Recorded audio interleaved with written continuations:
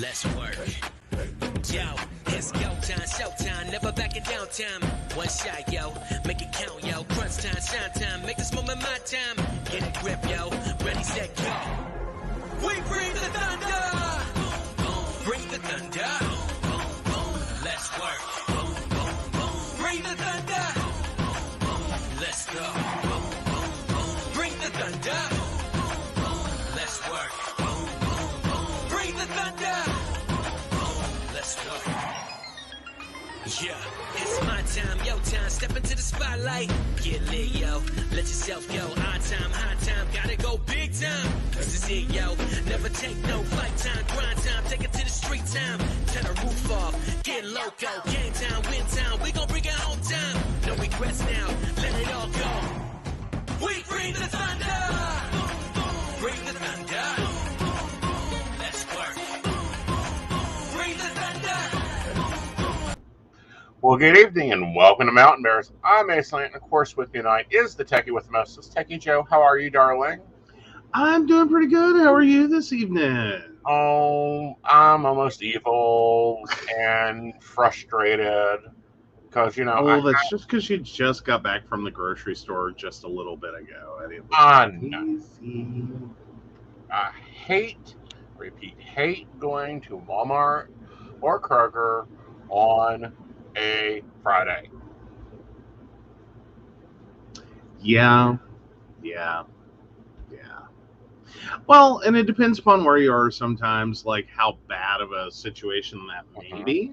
Right. But yeah, there's a lot of places that is just too much for color TV. And ours is one of them. Yes, very much so. But it got me to thinking. And we started this discussion before, so you're going to have to repeat some of this. How much fundamentalism do you think is bled into the gay culture? And before you say, oh, none, think about it. I think first you have to start with how much fundamentalism has created a complete, how much has religion and this idea of traditional roles, traditional values, effed up society in multiple arenas, that has basically created a mindset that all of us have had normalized to the point that we just expect it. And then how long is it going to take to undo this? Because we're going to have to undo it one person at a time, one generation at a time, like over and over and over. Does this have to be undone? To get to a point that we recognize that, like, no, women are not chattel. It was actually part of our laws. No, but then I think it was inevitable. Like, if you start there, I think it's inevitable that it worked its way into LGBTQ community. Right. Because then it's not like, it's more so it's the baggage we all came in with. And then from there, there's a lot of that baggage.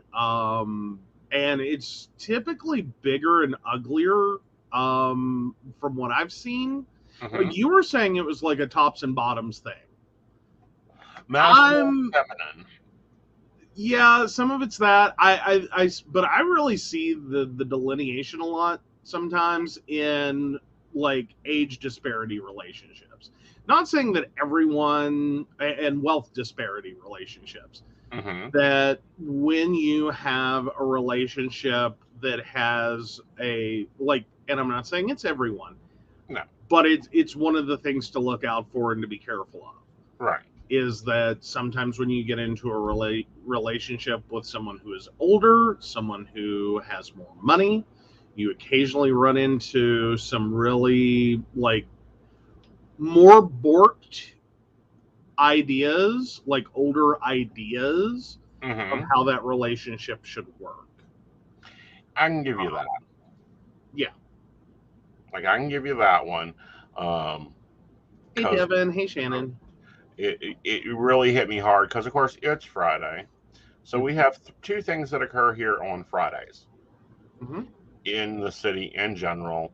One is the miners get pay, and two is it's fundamental shopping day. Yeah. Yeah. Well, and then as we pointed out before, like Wednesdays at the wrong time are horrible too. Right. Like, and then here's the other thing. Like you were pointing out revival, which also means there's, at least I know from the Baptist churches, that means there's Awana. Mm-hmm. And more importantly, there is Vacation Bible School. Yes. That's a 1-2 combo nightmare. Mm-hmm. Because usually they suspend the one program, but that means they have a bunch of kids for VBS. Yes. And from what I've seen, like those are getting way more advanced. Can I just point that out? Like, I remember sitting through this stuff in the 80s. Mm-hmm. And like it was okay, but like a few years back, a friend of mine who was part of one of these, what was like showing me the catalog, Mm-hmm. and like the thousands of dollars for like puppets and like all this stuff. Yeah. And like I was just floored. I was like, oh, good grief. Honey. Like, I swear a lot of these couldn't have cost more than a couple $100 back in the day. No. Maybe. I remember Dad getting furious because the budget for VBN was $1,500. And the kit, and I believe it was either Dinosaur or something to that effect, was almost like Oh yeah. 27. What? Yeah. Like, like the ones I remember having or being like at, like we had like little coloring book, like little books. Like there was a little book, Mm-hmm. and then there were projects, and most of those didn't look like they were ordered. It was like, okay, we went and found a project. No, those Like it was all like popsicle sticks and whatever. Like I could see that being part of like a teacher manual. Right. Like it wasn't anything out there. Right. And then like there was a puppet, and I'm pretty sure they reused some of the puppets. Like I think they bought like one set of puppets, and then they just kind of used them for everything. Yeah. Had literally every bit of everything you needed. It comes with the popsicle sticks, it comes with the crayons, it comes with all of it, because the kit has all the kitty stuff in it. Oh my god. Yeah. So you just have to order it based on how many kids. Yeah. Oh. And order 5 extra, because there will be 5 children that just show up. At least. Well, and a lot of those, back in the day, you used to encourage bring a friend. A friend. There's special awards if you bring a friend. Of course. Like, let's see who can bring the most friends. Mm-hmm. It's like, okie dokie. Like, this is feeling a little culty. Well, honey, it is a cult. It's just a recognized cult. Yeah. It's just cult-like. But no, it was just very weird. But anywho, sorry, that was a whole derail. And I think it had more to do, the whole reason my friend and I got on this topic in the first place was because she had the catalog. Mm-hmm. And I didn't realize that a company I had previously temped at was like a major supplier for Vacation Bible Schools. And I was like, oh, that makes so much more sense. That, but when I worked there, I never got, I never pulled any orders. I think it was too late, too early. Right. Too late for 1 year, too early for the next year. Yeah. We were pulling classroom textbooks from a Christian publisher for, I knew what I got sent for the minute I walked in the building and I saw it. And I was like, I have seen this book before. Right. Like that was Anyway, that's a whole Yeah. other. Yeah. But no, we were talking in general, and I'm like, because I get weird looks all the time Hmm. from people, and I'm used to that. But I swear, there was a woman in the store today, and she just looked at me like, "Where is your wife?" It's like, my husband is at home. Because you know that distasteful look they get in their face when they're like, "Oh dear God, poor single man." Well, or more importantly, having the moment of like, is she okay? Is she in the hospital? Like, working through the scenarios in which you unfortunately have been left to go to the store by yourself. Exactly. Because I do let him out of the house. Without supervision. Mm-hmm. Granted, we're not entirely sure that's a good thing, but that's beside the point. Well, that's beginning to get debatable in this damn town, I'm telling you. And what I mean by that is it hit me because, after about the fourth little old lady who wrote a damn check in the check line, then I started seeing women pull out their envelopes. And I remember these fucking envelopes. I hate them. Well, it's some old school budgeting. Well, it's old school budgeting, but it's not her writing. It's not even pretty enough to be her writing. And it's like, this is this is what you can spend this week. Here's your cash allowance for the food. Mm-hmm. Yeah. Mm-hmm. I know. It's one of those things. It can be very like wonky, but then you go back and like you even did try like for a while there on our budgeting. You went back to like cash only. Like you got onto one of those. Yeah. It was like, this is what we're gonna do. This is how we're gonna manage it. Right. I'm like, okay, I'm fine with that. Like, I'm cool with most any budgeting system. Right. It's just some of them are very screwed up. Well, some of them are screwed up. That's why I'm going to be showing real budgeting sometime this month, guys. Because I've got to start building August's budget now, so maybe we'll hop into it. But no, like, I don't know. It just floored me. It hit me wrong. And then I thought of the dude that you dated that would not let you order food. Oh my God, Rob. Oh, like I'll out him. Like I don't even know. He's probably not even living anymore. As many health problems as he had. And I'm not gleeful about that. I'm just saying, like, fine, sue me. It was my relationship experience. But no, we went back and forth on a few different issues. Mm-hmm. Like, and this kind of all came to a head in our relationship when he said that he would really like me to, and now keep in mind, I'm 19. I'm in college. He is 34, 35 at this point, I guess. I know. Just, I'll wait for the comments. Anyway, he had this very serious conversation with me in which he wanted me to quit college. Mm-hmm. And I would effectively become his housewife and iron his shirts and cook his meals and run his errands and all these things, and he would buy me a Mercedes. I just turned around and laughed.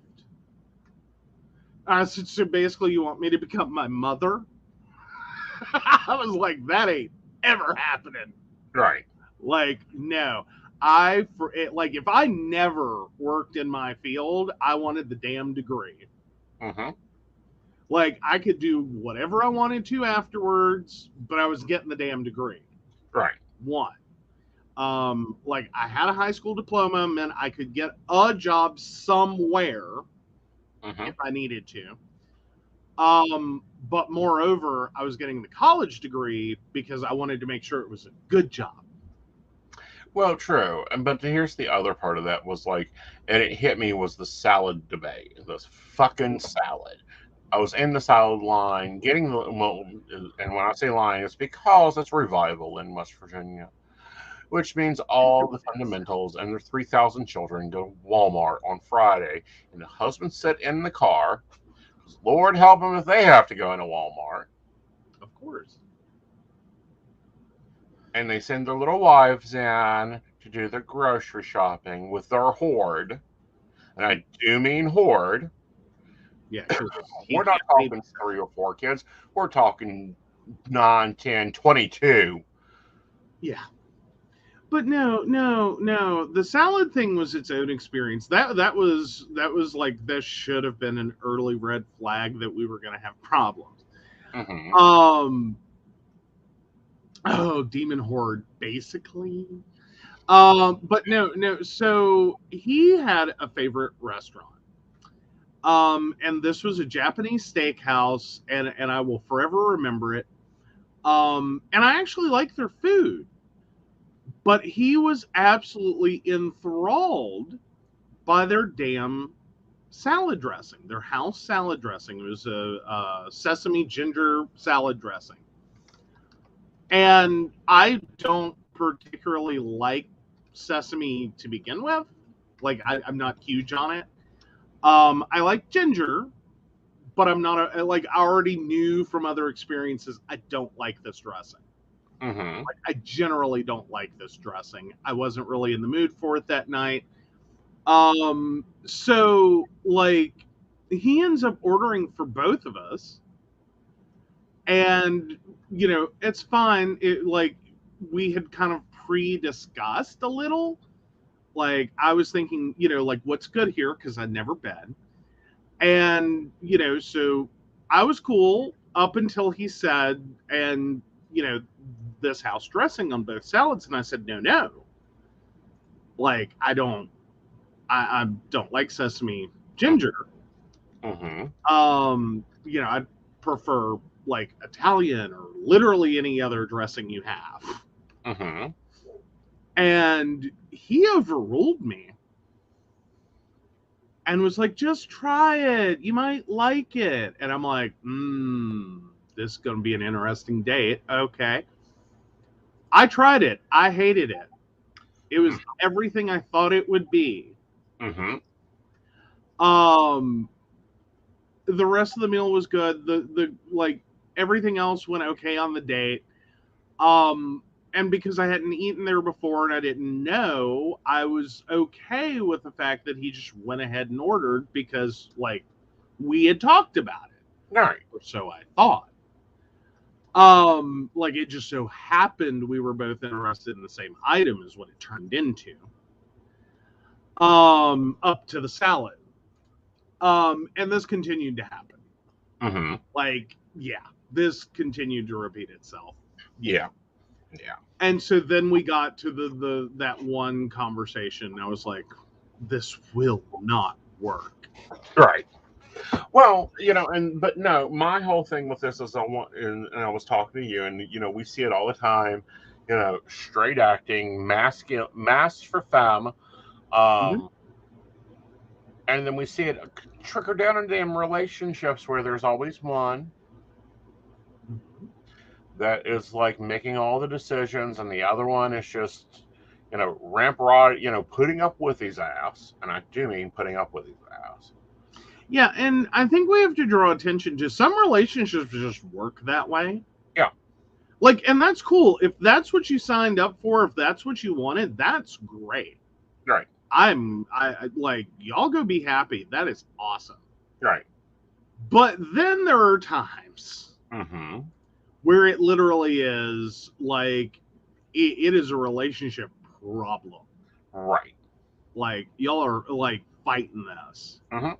Like, because, and we do a different way of things. Like, I hate ordering food unless it's a restaurant that I know my order at.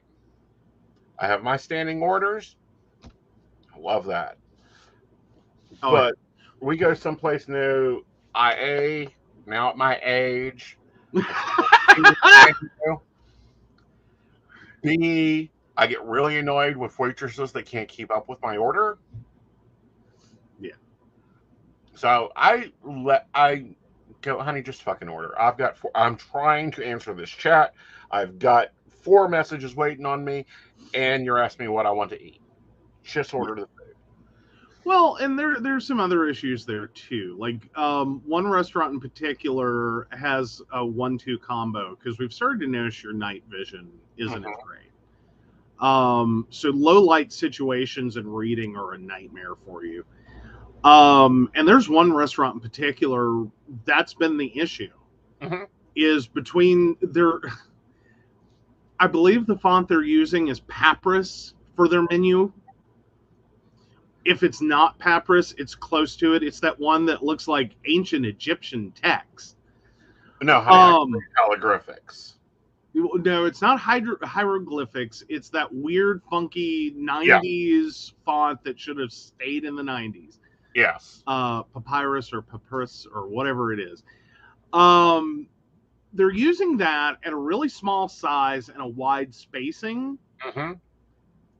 And then you're sitting in this restaurant and it's really low light. Yeah. And like, so he really, like, because I'm struggling. Like, I'm over there like, okay, well, all right, I see what that is. Like, because I mean, we're talking tiny lettering. So like, I get it. Right. But no, but we generally talk about like, well, what are you getting? Like, well, that sounds good. And then sometimes he just gloms on with, yeah, make it a double. Yeah. But most of the time, it's like, I don't have the bandwidth to decide. But no, it would get annoying to me to have to go to you every Friday for an envelope and go, can I have the weekly grocery money? Especially at the price of groceries now. Fucking bread's $5 a loaf, milk's $4 a gallon, orange juice is $4 a gallon, soda's gone up to $2 a gallon. Well, a liter. Well, and there's the hope that one begins to have is like, please tell me she gets a receipt and he reviews that so that he has a clue what crap costs. Well, that's what concerns me. Like, because otherwise you start an argument with that. Right. Sort of like we were talking the other night, or I think we were. I'm trying to remember. Anyway, you had gone to the grocery store and called me in a freak out. Yeah, that was the other night. That was Tuesday. Yeah. Total freak. Yeah, you had a total freak out in the middle of the bread aisle. Because like, I don't know, somewhere in your head you turned what like you had said the budget was going to be for this trip out into what the budget was, plus those 2 other items I asked you to get. I had already recalculated in my head and said, you know, like, keep it under 20 is where I was at with it mentally. It's like, keep it under 20. Like, that's fine. You know, it, like, because it was like at least in my head, like $10 worth of stuff. But that doesn't mean I was necessarily right. Like, if you'd had to spend like $15 for this, I probably would have had a moment of like, wait, what? But that's because I have to now adjust in my head. Like, if it had been $15, I would have had to have adjusted in my head for like, orange juice is apparently $7 a gallon, and bread is like $6.50, and like chili is now $2.50 or something. Like, you know what I mean? Like, I would have new information that needs to go in. Well, honey, if they are, you know, reviewing their clothes to make sure they're dressing properly, I'm quite sure he's going over every receipt by the penny. Well, again, I hope, and more so, like, paying attention to the fact that, no, this is what it costs. Like, you know, I mean, yeah, some things cost more if you buy, like, a name brand or better quality or whatever. That's a thing. You know, and yeah, you can economize a little bit there if you spend, you know, less on like, brand names and go for generic and blah, blah, blah. But I would just be concerned that if he's not paying attention to the receipt, he's going to get a really screwed up idea that you're just frivolously spending money, and then you're going to get into an argument. No, there isn't no argument. Well, there isn't an argument, but there's at least the mental belief that like you're wasteful and stupid, when the reality is no, milk is now this much. Like I can't change the cost of milk. Like, do you want to buy a cow? Because that's the only contribution I have towards this. You know, that's how we change the price of milk. Like, I'll just go outside with a bucket. Yeah. And we have milk. Yeah. Like that's it. That's your only other choice. Like, you don't like, unless you go to powdered, and no one's happy. Yeah. So yeah, let's go ahead and mark Devin's question. We'll get there in just a minute. But no, I really hate not going into stores for too long, because then I have a massive, like, I have to reset prices in my head that this is what this costs. I don't know. I'm about ready to, especially with August coming, to go back to delivery. I don't know. I still like I can do delivery, but I still almost prefer to go in. Like, delivery's great. That's fine. We can go on Tuesdays. We can go on Like, Wednesday. Well, but here's my thing. I'm fine with like delivery for the big order. Like, this is all your basics, your staples, your normals, your things you know you're going to use. Yeah. And then, no, I'm still cool for going in for like, we need another loaf of bread. Yeah. We need more milk. We needed more eggs because we made other stuff. Right. That I think would be a good thing, because then, we can get my fresh vegetables, that type of thing. But no. Revival season, and it is a season.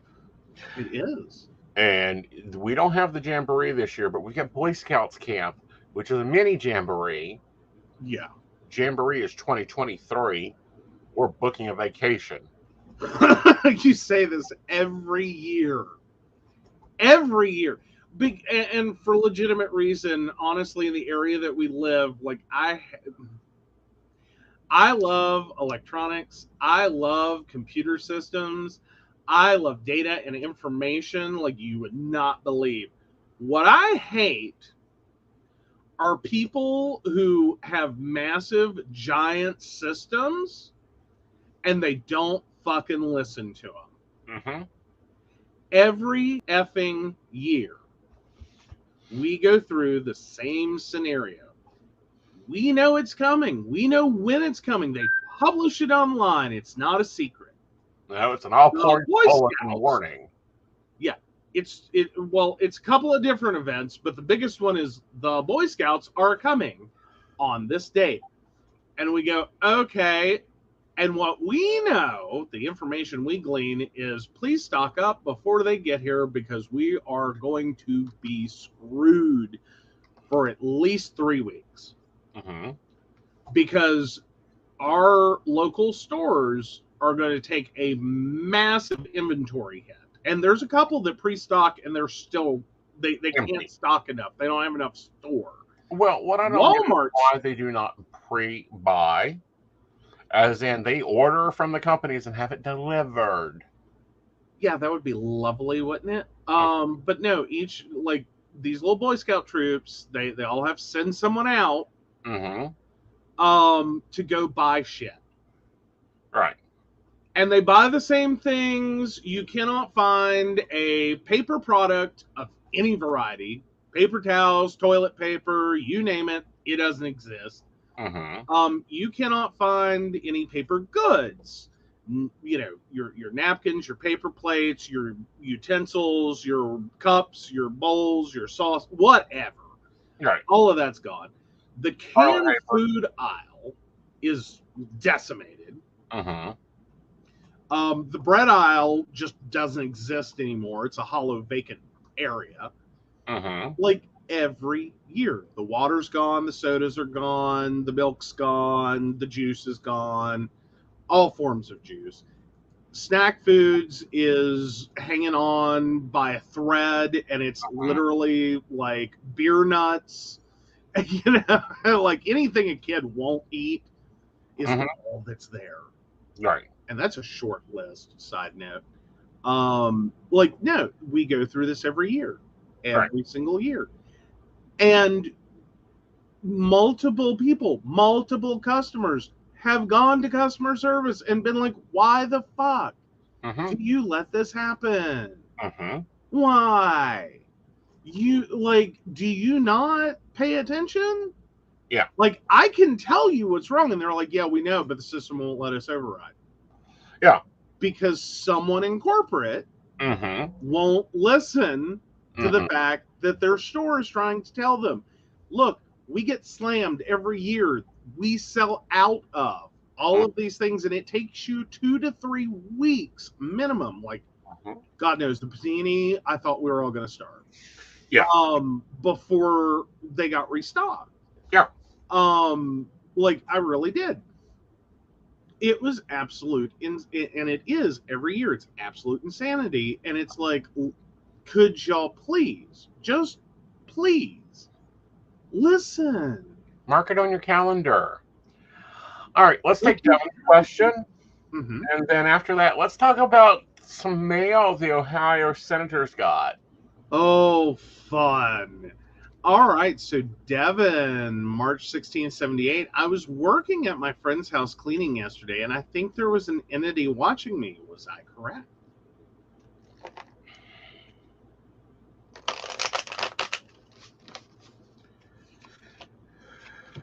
Yes, you were correct, and you missed the spot, is their basic message.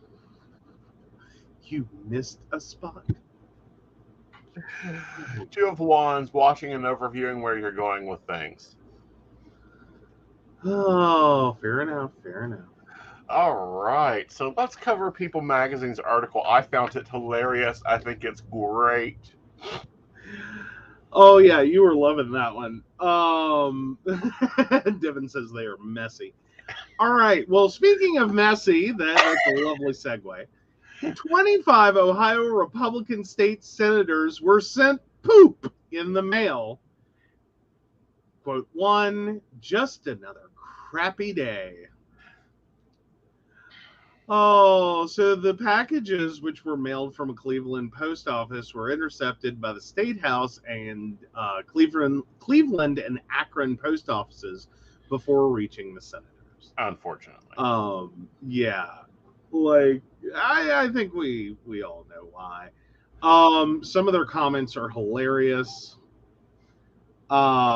It's Yeah. All 25 of the Ohioan representatives were shipped envelopes of feces discovered Thursday morning. The packages, which were mailed almost 2 weeks ago from the Cleveland post office, were intercepted, of course, by the State House, Cleveland, and Akron post offices before reaching the senators. According to the statement from the Ohio Senate spokesman, John Forturney, to the Columbian Dispatch report, the return address on the envelopes was fake. Duh. Sending feces via the federal is a federal crime, meaning the incident is now under investigation by the U.S. Postal Inspector. The outlet reports Forsey also noted that the Ohio Highway Patrol has been notified. In an interview with News 5, Federici said the situation is ridiculous and they assume the feces is human rather than animal. I'm really angry about it. And it's almost a copy of how he would say it. Fernie said at the outlet, there is a bunch of little scared, little cowards that won't say beep or things to your face, right? They would rather send it in the mail. He continued, as always, for the safety of all 33 members of the Senate, their staff and state employees remain priority. The Republican Senator Jay Hawkins, this incident is gross and stupid, immature on the highest level, he told the Columbus Dispatch. Just another creepy day, Hostler added. Another crappy day. Crappy day, Hottising added.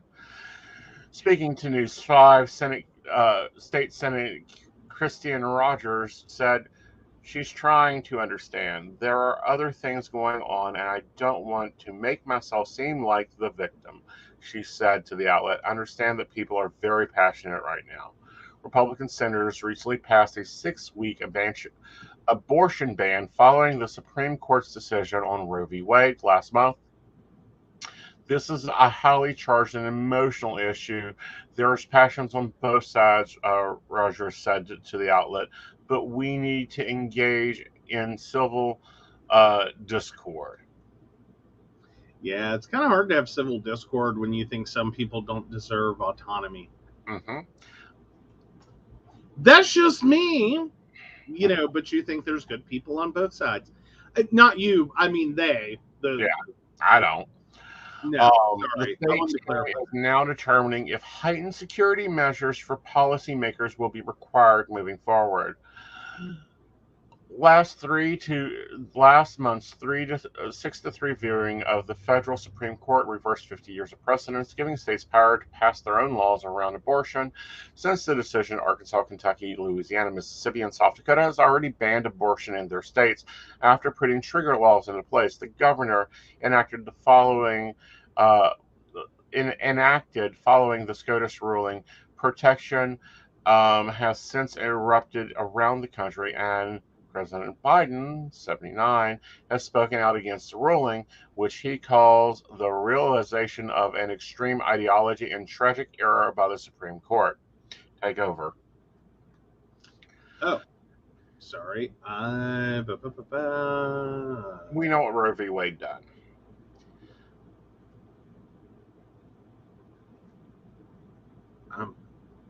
Do what? We're all familiar. It rehearses Roe v. Wade. Yeah. All right. But yeah, no, I love this story. Yes. Now you got to remember thing to do. Yes, you got to remember. This is one of the the Republican Party is one of the senators that asked if there was a pill, like they give you for a colonoscopy, that they could give women. What? Little mini camera pills. Uh-huh. Yeah. This was an actual debate on the Senate floor. And I'm sorry, this was supposed to do what? Determine if they were pregnant earlier.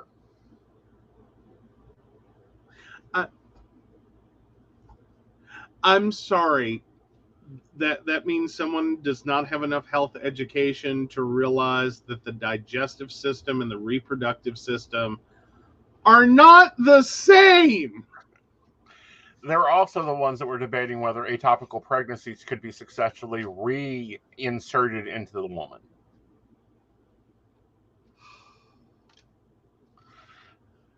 Oh. Yeah.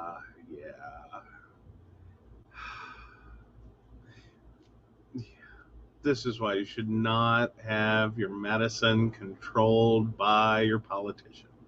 This is also why, in my opinion, that there should be an IQ test. And there should be a knowledge-based test on every law they pass. If they do not have the knowledge to do it, then they have to abstain from the vote.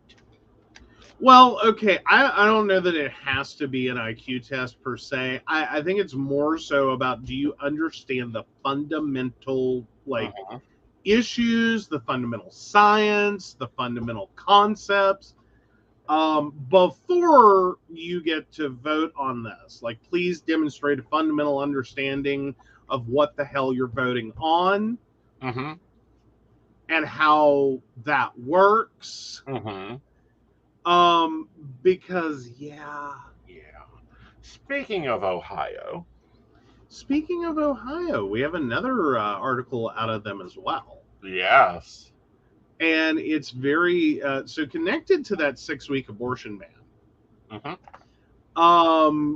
There was a story, and I believe we covered it on the show.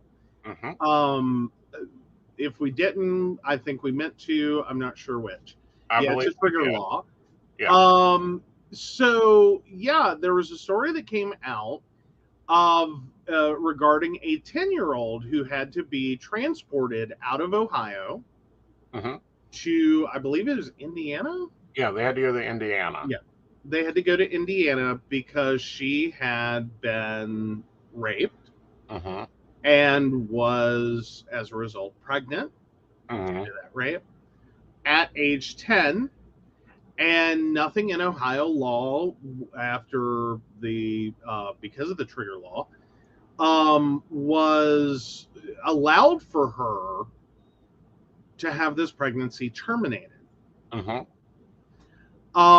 So she was transported. Now, what got interesting was the attorney general, I believe it was, for the state of Ohio. Yes. Effectively, so State Attorney General Dave Yost spent a bunch of time calling the story of a hoax, suggesting he had not heard anything about such a thing, and going on conservative news programs, hint, hint, Fox, to explain exactly that. Right. This is a bunch of garbage. It's not real. Haven't heard a whisper of it. Like it didn't happen. Yeah. They have subsequently arrested the man who raped the 10-year-old. Not only proving there was a 10-year-old that had to be transported out of state, virtually the minute this law went into effect, but also that the rape had occurred. There was a pregnant 10-year-old. Mm-hmm. Yeah. So, of course, he is not taking the egg on his face. He is claiming that he just didn't, that wasn't what he said. He's just completely ignoring everything he's done to make this go away. Mm-hmm. And is trying to, look like he's tough on crime. Mm-hmm. Yeah. Yeah. But at the same time, remember, he is up for re-election in Ohioans. This AG needs to go.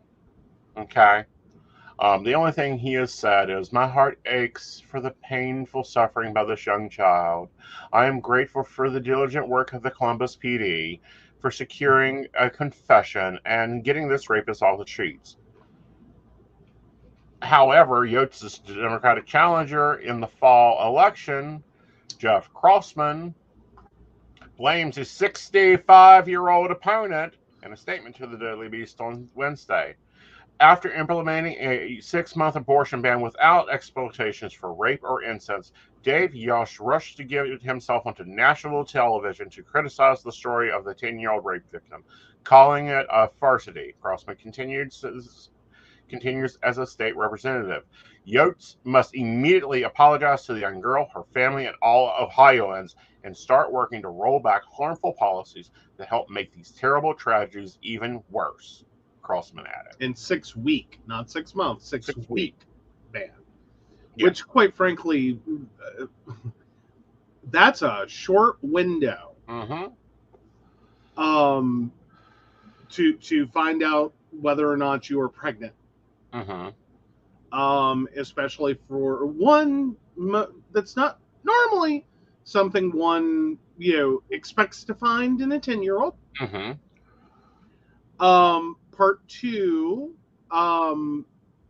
even for known sexually active adults who are consenting and know what sexual activities they have participated in, 6 weeks is a very short window. Especially when you've got to go through a criminal investigation. What I do like is the gynecologist that done this told the Daily Beast it'll all come out in time via text message on Tuesday. Court records show that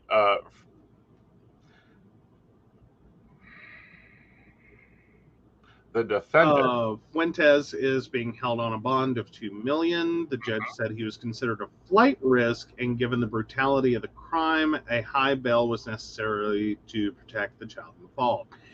Meanwhile, this has been like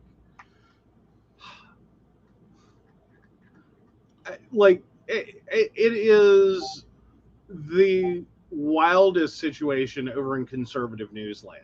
Mm-hmm. First, this was all, fake news, propaganda, blah, blah, blah. Okay. Then turn around and all they had to hear is Tell that me which stream you're on.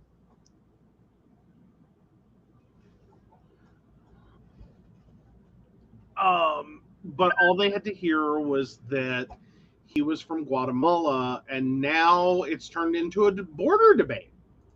Of course, because they're jumping from one issue to another. And like totally ignoring like raped 10-year-old girl. Mm-hmm. And the effects of that, and how the shitty ass laws Mm-hmm. are going to horribly affect her and others. Right. Totally skipped that. Now it's all about the rape that you didn't believe happened last week. Right. Doesn't exist. Fucking didn't exist. Now it's all about border. Right. Illegal immigration and border. Right. Fucking didn't exist. Now it's all about border. Right. Illegal immigration. That deserved a repeat. Right. Now it's all about border. Okay. I got him blocked. Awesome. So for those of you who didn't catch it, we've had an issue with someone spamming into the group. Yep. And that's being polite. So yeah. Yeah. And this is a repetitive block. That's now the third page he's blocked on. We will have to go through and block him because I'm tired of this. Yeah. Hello, Lady Turtle. Yeah, I know. I see the bullshit. It's just trying to get the block to go through fast enough, and that is apparently a problem. And streaming to multiple sources where people can just go, I'll follow, I'll go over here. Yeah. And this is the dichotomy of why we have thought about abandoning Facebook. Well, but see, here's the thing is generally I like to believe if unless you are truly trying to be a pain. Right. That most people could get that their behavior was inappropriate on one channel, and at least continue to go watch us elsewhere and know that, like, okay, I screwed up. Right. Don't do that again. Right. Got it. Understand it. Awesome. Yeah. But again, moving back to this issue, this is repugnant. We have senators that do not understand healthcare making decisions on healthcare. Yeah. Women deserve equal rights. There's now a debate on if a woman is allowed to travel. That will get them into constitutional trouble because that then steps into federal interstate commerce, which is a really good lawsuit. If we would just get the Equals Right Protection Act and the Roe v. Wade Act passed pronto, this would not be a problem. This would end this debate very quickly. Yes. For those protesting, please remember to be careful. We have been getting news reports and news stories of dangerous situations during protest. Yeah. And not by the protesters. No. Well, because this is a very anger-inciting issue for the other side. Like, it's an anger-inciting issue if you are pro-choice. Right. It is a equally anger-inciting issue if you are anti-choice. Right. Because this is all about control. For one side of this debate, it's about control of others and them living out the moral ideas that you think you should be enabled to force upon them, which is such a wrong-headed argument,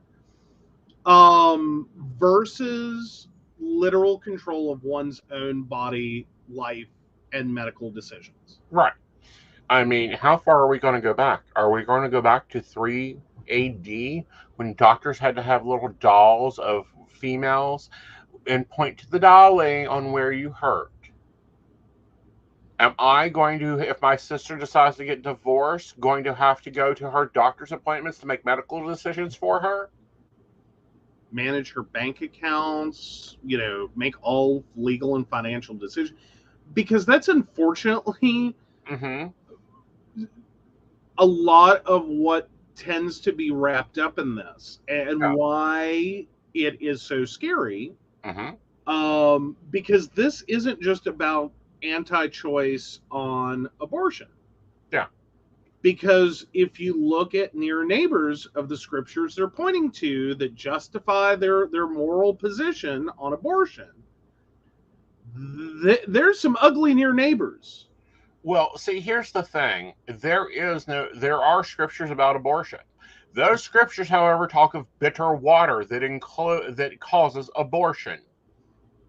Well, and that is its own debate.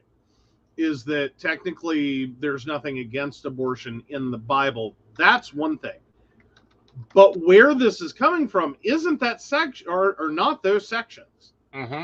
Where this is coming from is out of a place of subservience of women. Right. That's where they're pointing to. Right. Now, for those wondering, Numbers 5:11 through 31. The ordeal of bitter water was a trial by ordained administration of the wife whose husband suspected of her adultery, but who had no witnesses to make a formal case. The bitter water is called tea, and it is an abortifactor. Yeah. It's part of our bullshit. Well, and then it goes back to the whole thing of more than likely what was going to happen in that situation was because you're giving someone an abortifactant. Whether they were cheating in their marriage or not, if they were pregnant, they were, to a high degree of likelihood, going to miscarry. Yeah. So again, it's one of those stupid trials where, like, you lose or you lose. Yeah. You know what I mean? Like there's no vindication in this because it's not science based. Exactly. It is literally you're giving someone abortifactant if they're pregnant. It is very unlikely they are going to continue to be pregnant, whether they cheated or not. Right. Or whether the child is a product of that of that sex outside of the relationship, or if it's a product of sex within the relationship. All this from a religion that is totally cool with, like, the one woman who got pregnant without having sex. Well, no, this is wrong. I'm going to correct you here. That's wrong. This is Numbers. Numbers is part of the Old Testament. The Old Testament is part of the Jewish religion. Guess who's not having a problem with abortions? The Jewish. Why? Because it's been part of culture. Pagans, not had a problem with it. Muslims don't have a problem with it. As long as you do it right, they don't care. Well, and technically Christianity isn't supposed to have a problem with it if you go strictly by scripture. Right. And that's if you specifically look at the parts that have everything to do with abortion. Like, it's so screwed up. It's like, wait, you cherry picked something that had nothing to do with abortion. Right. And had everything to do, because fundamentally, like, the only time they really use this segment in that argument is basically in making the connection that, to promiscuity. That the only reason that a woman would need an abortion would be promiscuity. Right. It's so, I don't get it. I don't follow it. I try to, like, at least. Well, it's like Lauren Bumblehead. Yeah. So tired of her. She's just a special something. Okay. Lady Good Turtle, can I ask, would you be upset if I pop that up on screen?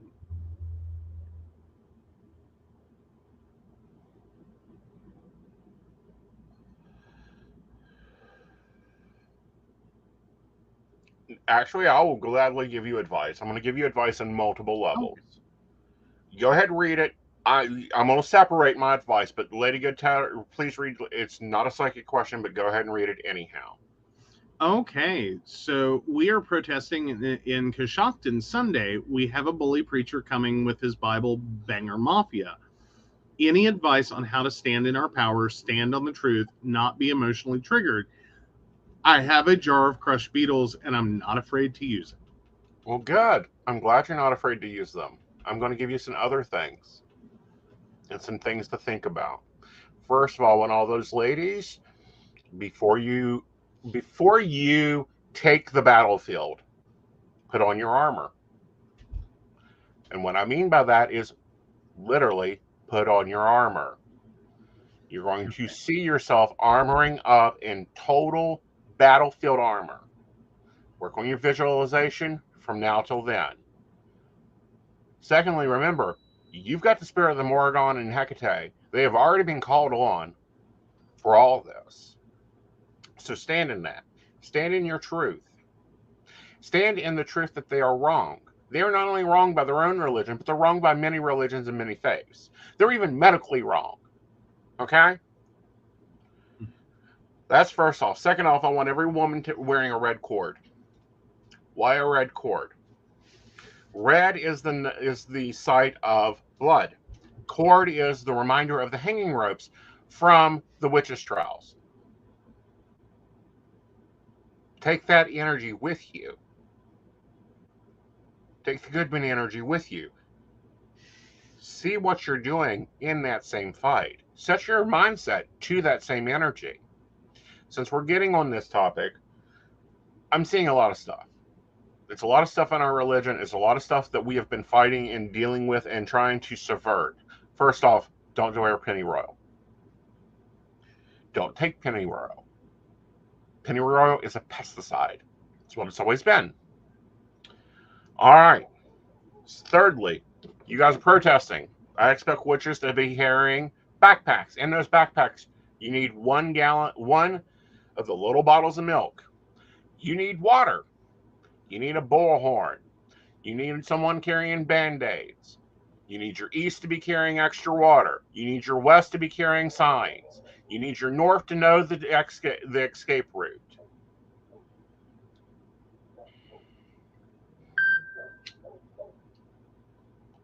Okay? Formulate your teams just like you formulate your temple. And I do mean that. There is old structure within our religion that is built to design to handle this. Have a man in black. That is someone who is not at the protest. They got to stay home. They've got to keep full cell phone. They need numbers to everyone they're responsible for. It is their job to co-emulate. Y'all get separated, you call your man in black. Y'all get this, you call your man in black. Black obsidian is a wonderful stone to wear that day. Large rings are a wonderful thing to wear that day. Look like you've walked out of the Alexandrian temple at high midnight. And walk in faith. You need to be as convinced that day of your rights as you were your last spell. And if you aren't, you need to be questioning which was weaker. All right.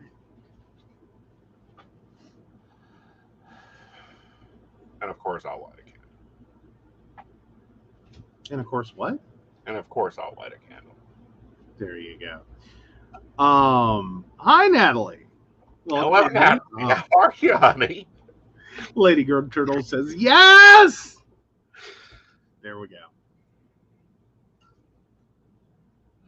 You're very welcome. I will be, I know it's not in time, but I will be teaching a class of the old law. I'm letting my inner circle decide when we're going to be teaching that class.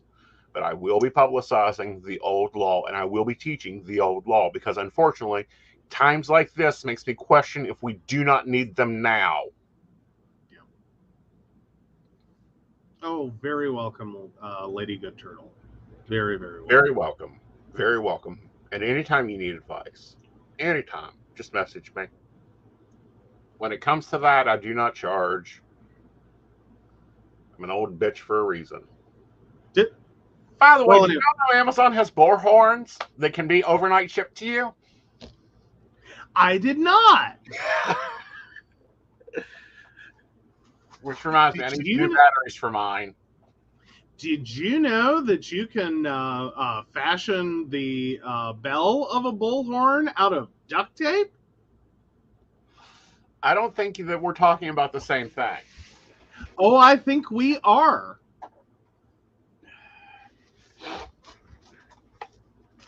This is what I'm talking about. Yeah, you can replace that bell with duct tape. So if it gets broken, let me know. Like it is a process of layering. You can build it out in duct tape. Yep. You're going to use a lot of duct tape. Yes. But you can make it louder. Yes. Also, no open-shoed sandals. No flipping flops.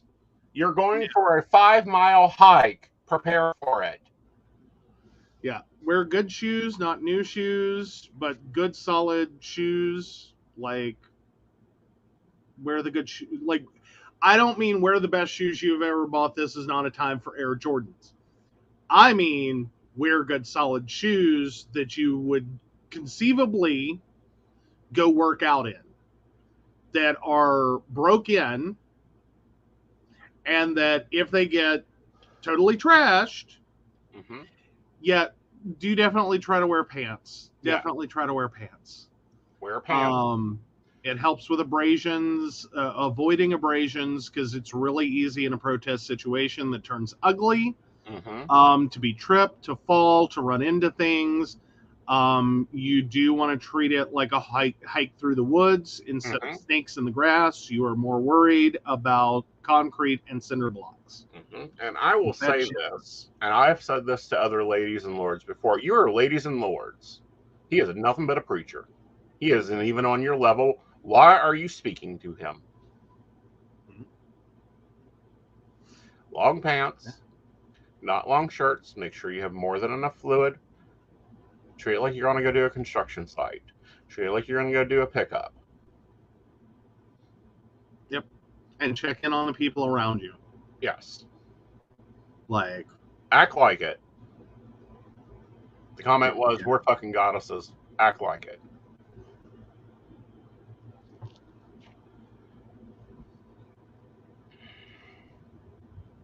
Do make it very clear to your group. See, this is the other sideline. Make it very clear to your group. 1, film. Film everything you can. 2, do not touch the counter protesters. This is what they are looking for. They are looking for a way to pay their light bill through a lawsuit. Make it very clear to everyone you're with, do not touch them. The other part of that is if law enforcement becomes involved, do not resist. Use your one phone call for your man in black. He needs to be instructed with everything else you need. If I can say one thing, and I know this can sometimes be hard to do, but it is a lesson we have learned through pagan events, is if you can ever possibly get a permit, like look into a permitting situation for this, for what you're doing. The reason I say that is there was an event that was protested, and what we fundamentally found out is because it was not an actual permitted event, there was nothing they could do about the protesters. As in, if the event had been a protest and counter protesters showed up, because that's what we were dealing with, is we had an event and there were protesters of that event, so effectively counter protesters, the police could have removed them if the event had been permitted. But here was the other part of that. If the event had been properly permitted, which it wasn't, that is leadership's problem. Yeah, that was. The other part of that was they stayed on private property. Mm-hmm. The minute they came onto public property is when they failed to. But the problem was there were no permits filed. Yep. If you are not leading the event, you will not know. That is why you have to go hands off, zero energy to them. You don't give a fuck what they have to say because you all know what they're going to say. Your baby killing, and it's shit the witches hear all the fucking time. Your baby killing, you're sacrificing Fluffy. You know, you just want to kill babies. Please, okay. Just because you're becoming the minority in this country, and you've been the minority for a very long time, doesn't mean you're right.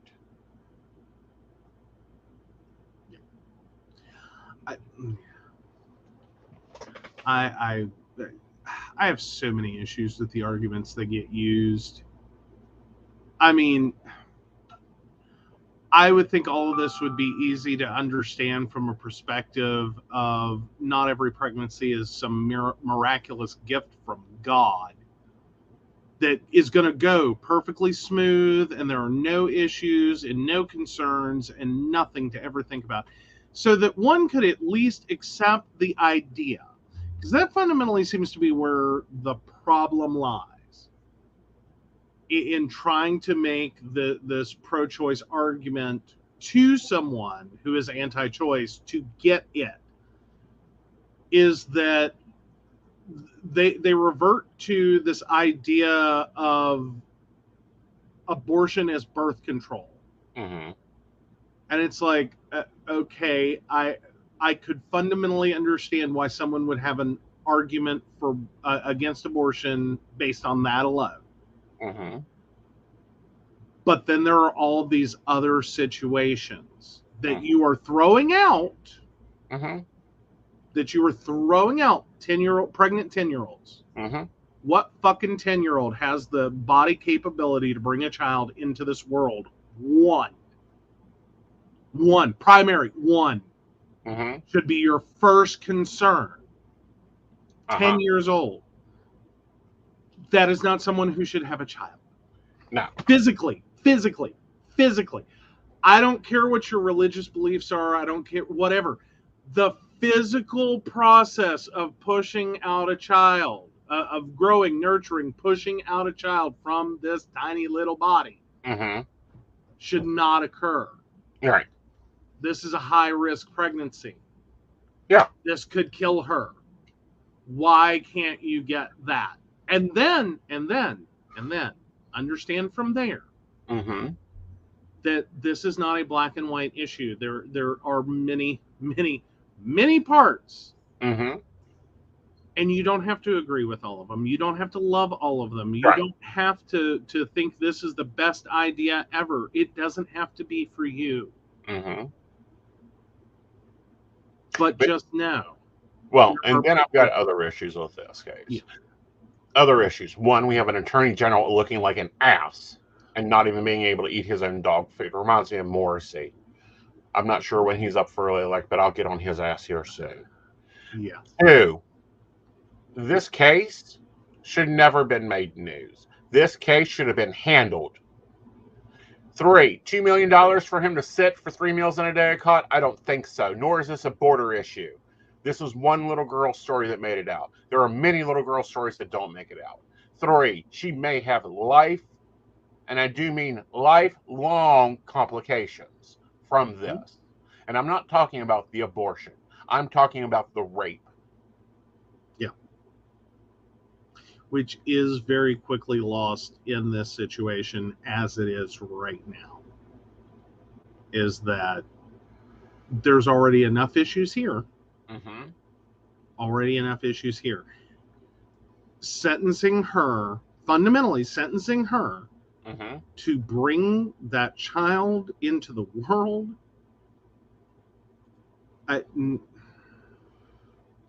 No. Rapes. Yes, multiple. Yeah. And I'm going to say this: if he's confessing twice, then it's 30. twice is bad enough. I don't need the number to go up. It's Once was more than enough. Yeah, it's truth though. If they're convicting to two murders, there's 4 or 10 murders. All right, let's get over to some good news, because Lord knows we need it this day. Oh, we have good news? Because I was skipping right into the next article about abortion. Can we do that one real quick so we can just close the topic? All right, this one's actually pretty quick. It is the U.S. Department of Health and Human Services announced new guidance and communication to ensure all patients, including pregnant women and others experiencing pregnancy loss, have access to the full rights and protections for emergency medical care afforded under the law. The announcement follows President Biden's executive order on reproductive health issued Friday. HHS, through the Centers for Medicare and Medicaid Services, issued clarifying guidance on the Emergency Medical Treatment and Active Labor Act, EMTLA, and reaffirmed that it protects providers when offering legally mandated life or health saving abortion services in emergency situations. Mm-hmm. So we already have a president and at least a half a governing body trying to fight for this. But then, of course, we've got Dum Texas, who I wish would just succeed from the union because A, we'd get better education. B, they'd quickly figure out that running a government isn't easy, and especially with their people not having electricity in 100-degree heat. Mm-hmm. But no, Texas is, of course, suing over this, saying it violates state sovereignty. Sovereignty. They dare use sovereignty. Yeah. The state is arguing that they need their sovereignty to remove a person's ability to have autonomy. What? I'm sorry, you can make that argument with a straight face? Well, he's a psycho to begin with, Paxton. Like, he is. I'm just saying. So many federal crimes. Why have they not arrested him? Yeah, well, beyond that is just the fact that, like, you can make this argument, this one argument, with a straight face.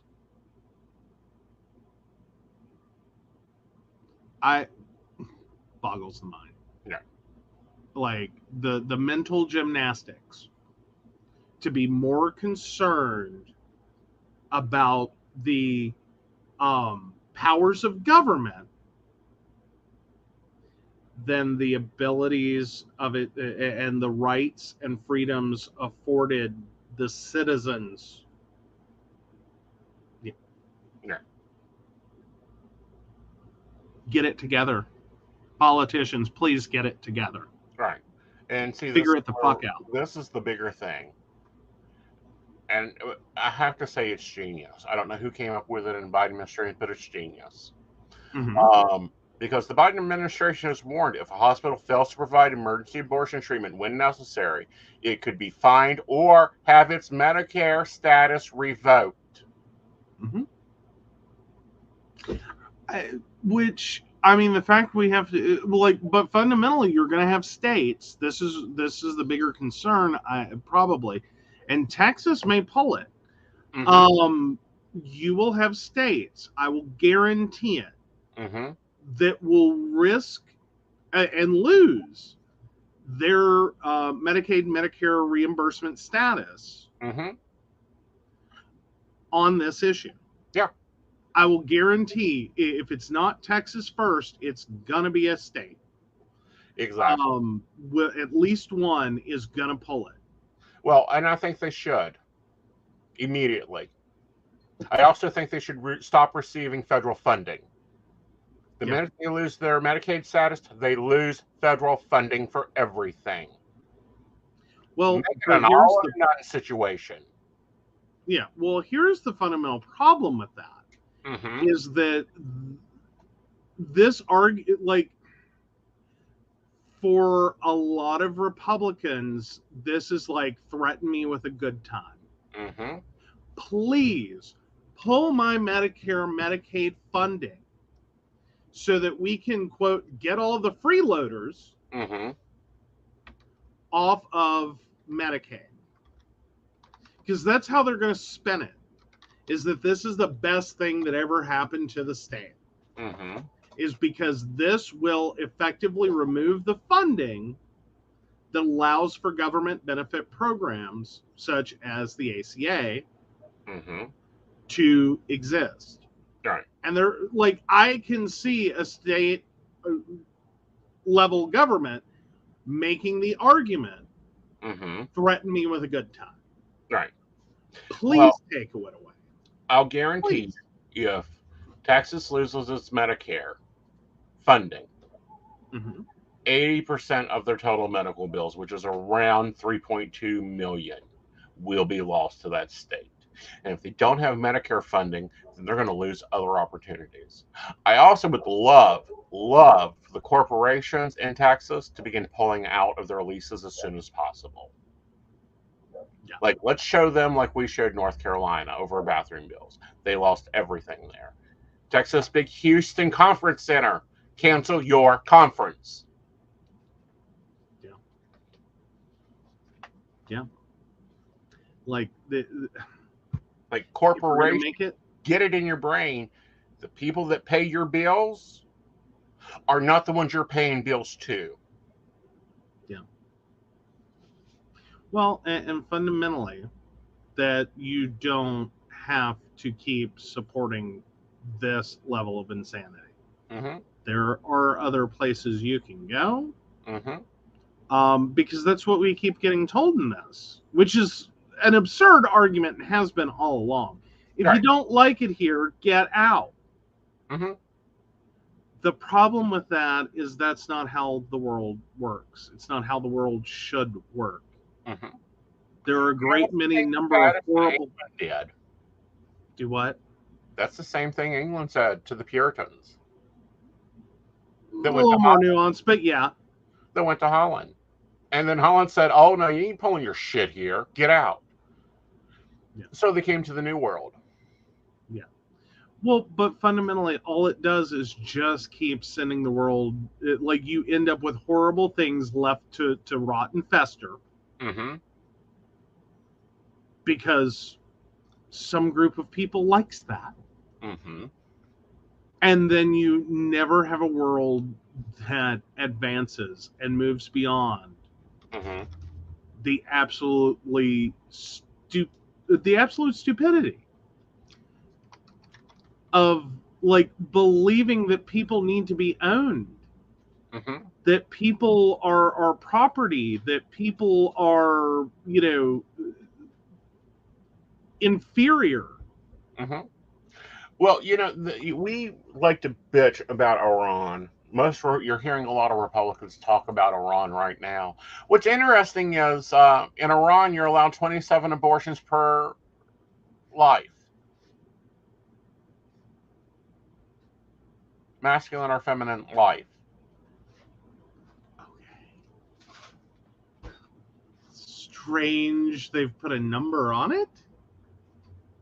I mean, I'm just saying that's a strange... Yeah. Like, I figured that would probably, well, I'm not getting into that, but that's a very strange thing to have a number on. They've decided 27. A woman in her life can have 27 abortions legally. 28, you've got to have the kid. Really? Ladies, do you get that? Iran, Israeli nation, communist nation, very, very hard on human rights. Granted, I'm still having this whole moment of you're still... Like, I guess I'm having a moment of what created this number. It, like, as in, is this about controlling women's, rights, health, and decisions? Or is this about, like, medically, 27 is safe, Maybe 28 or 29 are safe. But there needs to be a limit because there's a point where it is no longer safe. That, like, you have exceeded medically. Right. Like, I'm trying to understand what generated that law, what created the number, like, what is it based on? Why is it? I don't know. It may be the religious text because they're controlled by, the Islam law 27.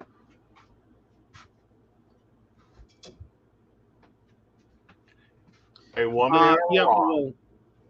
Pardon? A woman in Iran has more rights when it comes to her medical health care than a United States Texan lady. Oh. Somewhere in a cemetery, Miss Anne is spinning. Shannon, great point. I'm highlighting it. Yep. Yeah, so Mexico, that a good chunk of Americans has abortion rights for women and single-payer system for healthcare, and they are supposedly a third world country. I have to say, my trip to Tijuana was nice. I keep trying to convince you. I know. It's like, it was so hot, though. That was the only problem I had. It was so hot. You'll adapt. You adapted to North Carolina. Like, I could do Canada, I think, easier. Like, I could do Canada. Like, I can put up with a cold-ass winter. I really can. It's the hot-ass summer that kills me. Like, I just die in heat. Like, I don't. All right. Before my blood pressure reached stroke level, true. The insanity of the world we're living in, let's move on to good news. Good news.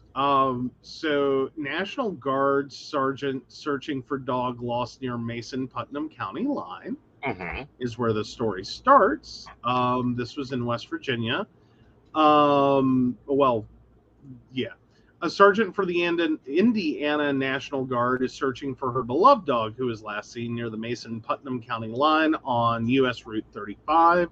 Sergeant Jillian Sandifer was traveling in West Virginia on Route 35 when she lost control of her vehicle and rolled over on June 12th.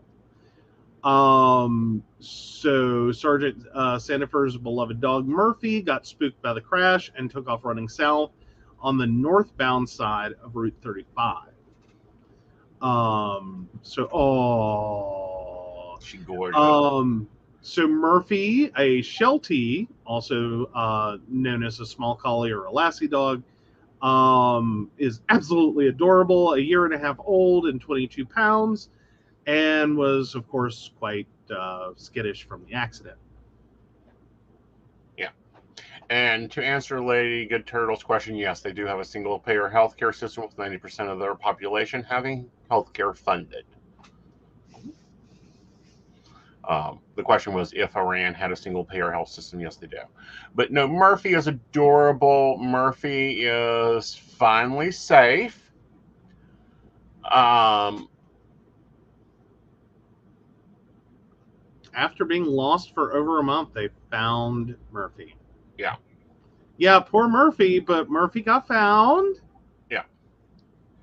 Apparently, locals since then, the locals had a hard time finding Murphy so he could be reunited with his worried owner. But the rescue went back every day. They got a trap and set it. They couldn't get him to go in. Murphy would return to the wreck every day about the same time. Yes. That's the heartbreaking part.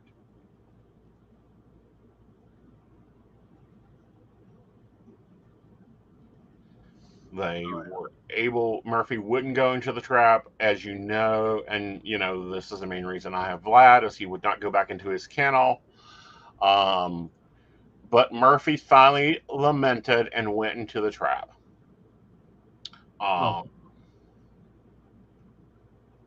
Poor puppy. Yeah. A month and 2 days after Murphy went missing, State Road Supervisor Jay Armington noticed Murphy finally went into the trap. Armington immediately called Sergeant Sanderfeld. I'm probably not saying that right. Sandifer and Jeff Jefferson, who also helped search for Murphy, went out and picked him up.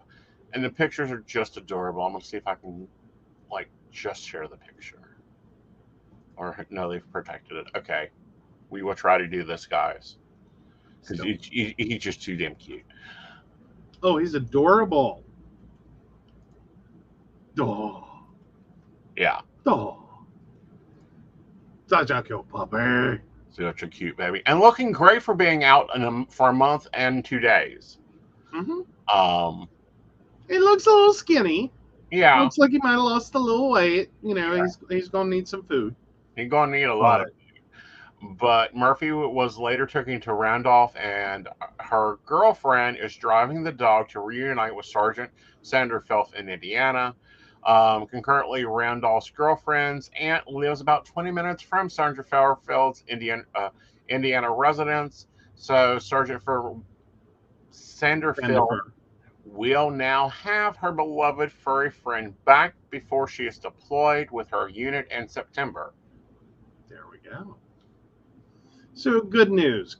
See, it wasn't bad. We got all sad for Murphy, but Murphy's okay. Murphy's good. And this is very common with Shelties, with collie breeds. This is why these are my preferred breeds. That's why I have a Border Collie and an Australian Shepherd, which is a cousin of the Collie. Is they tend to be very much single owner dogs, and very much will do things like return back to where they last saw their owner, that type of thing. Yeah, like Vlad would freak the hell out. Like, I think he would definitely freak the hell out in a car accident. Yeah. But then, yeah, he's like, I don't think you're going to have to wait for him to come back. You're going to have to worry about him tracking your ass back to wherever you went. Well, no, with him, I think I would have to be worried of people of rescue approaching me. Yeah, that would be a concern. Like, yeah, there could be a lot of confusion there. Yeah. He's going to get very aggressively protective. Yeah. So then we have to worry about like what happens. If he does get aggressive in that situation, because it's not his fault. Mm-hmm. Like, that would definitely not be his fault. Like, he's trying to protect you. He doesn't know what's going on. He doesn't understand what you're doing. Exactly. Like, he has the mind of a toddler to some degree. Yes. He is actually a 6-year-old. Well, still. Yeah. And, Vlad goes everywhere when he can. If not, I get bitched out when I get home. Yes. Like, some of the words in English he knows is, where the hell have you been? Yep, basically. He is not happy about the idea that we can leave for extended periods of time. Like, he is not thrilled. No. All right. Do we want to hit the question from Devin before we do Am I the Asshole? Yes. All right. So Devin 31678, is my friend too short on payroll money to pay me for my work?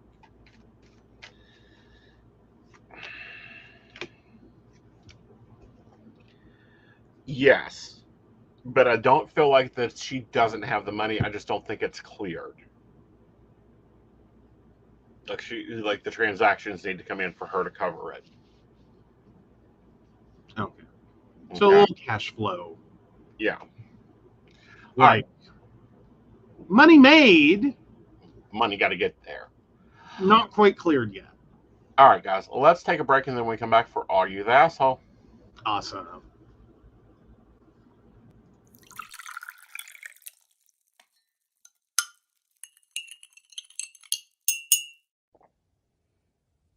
Hi, I'm Tracy Van. I provide a blended reading consisting of mediumship, psychic, and tarot cards. A reading from me can cover any guidance you need from relationships with your partner or your family, spiritual, financial, any questions you may need clarity on. If you would like to book an appointment with me, check out my website, tracyvan.com. That's TRACYVAN.com. vann.com. I have bookings from 15 to 60 minutes you may choose from. That helps if you just have a quick question, need an answer, or if you're looking for a reading in more depth. I'm here to provide the guidance and clarity for you. Let's just figure it out. Bye. Hi, I'm Dottie the Psychic, and I'm sure you're wondering why I'm not wearing any makeup. Well, one reason is to irritate my social media manager, Aeson Knight. Hi, Aeson. The other reason is because I like to get to the naked truth about what it means to be a neurodivergent LGBT person with psychic abilities. I've got vlogs, blogs, and podcasts and videos all related to trying to live my best life and helping witches and bitches do the same thing. So, you can check all that out and get a reading from Dottie the Psychic at DOTTIEthepsychic.com. Safe travel and much profit to you. Hey everybody, Lady Gwendolyn here, and I am here to tell you how to get in contact with me and a little bit about what I do. I am the High Priestess that works with shadow work to help you grow and heal. And I work with access bars, Reiki, I do power forms. I'm recently getting into crystal healing, sound therapy as well. So you can go to Lady Gwendolyn Healing, that is LadyGwendolynHealing.com. Book your appointment with me. I do in person, I do over the phone, I do over Zoom. We can do that as well. My main goal is to help you grow and heal, because I've been there, I'm still going through it, and I let my strength help guide you. See you soon. Hi, I'm Aeson Knight. I provide tarot readings covering everything from love and relationships to your life questions and your most spiritual answers. And also, I provide a lot of guidance in finances and divorces and all those relationship problems. So, if you'd like to get a reading from me privately, not on air, you can feel free to do so by visiting aesonnight.com and booking your appointment. I also provide on-demand services, so if your life is a little chaotic, you can go ahead and click that Call Now button there on my site. It'll connect you to Keen, and if you've not been with Keen before, you'll get 3 free minutes to talk with me, so that's great for a quick answer question. All right, guys, back to the show. Enjoy. Bye, y'all. All right, welcome back. Thanks for our little break there. I got some more chai. Wee. All right. Yeah, it's very embarrassing though. All right. Referring back to Devin. Ah, yes. Yeah. All right. So, are you the asshole? Yes. Am I the asshole for not letting my best clarinet player march, which caused him to quit band in retaliation and left us in shambles? I'm a band director for the local high school band. My best clarinet player had gotten surgery on his spine in 2021. He has scoliosis. And so he didn't get to march that year by orders of his doctor. He understood that well, and instead he played keyboard in the front ensemble.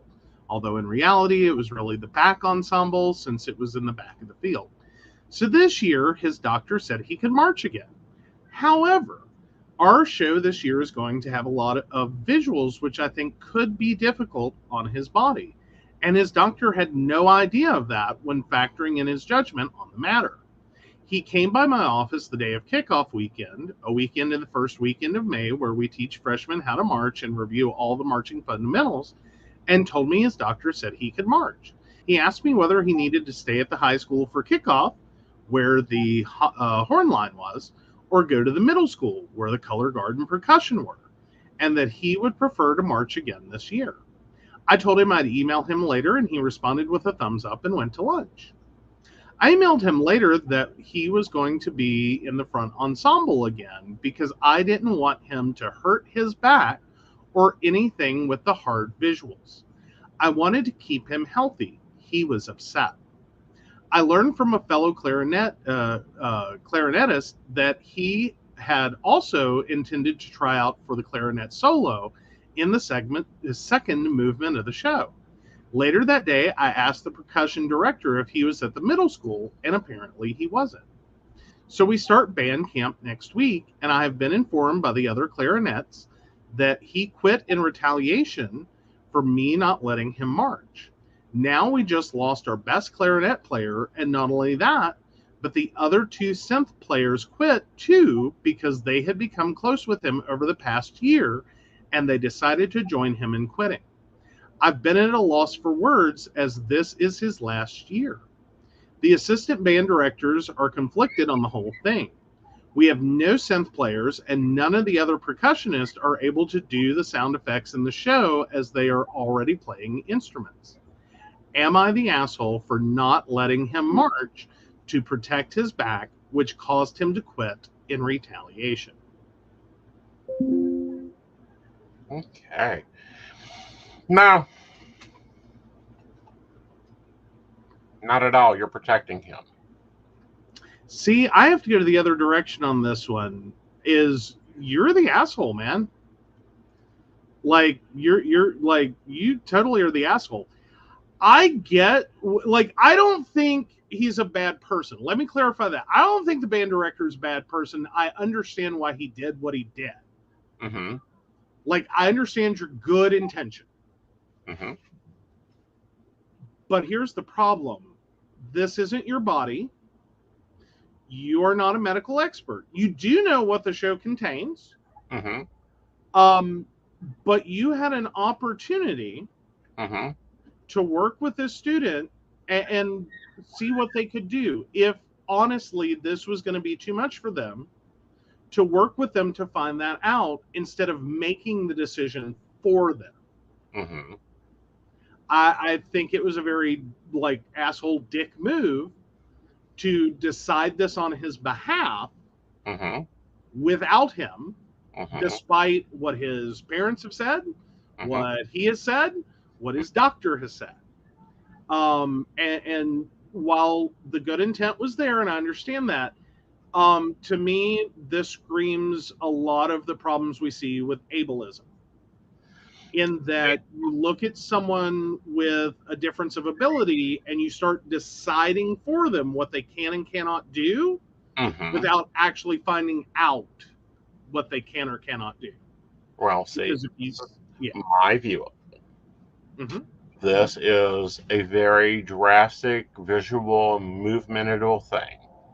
They've already had to do 2 surgeries. Mm-hmm.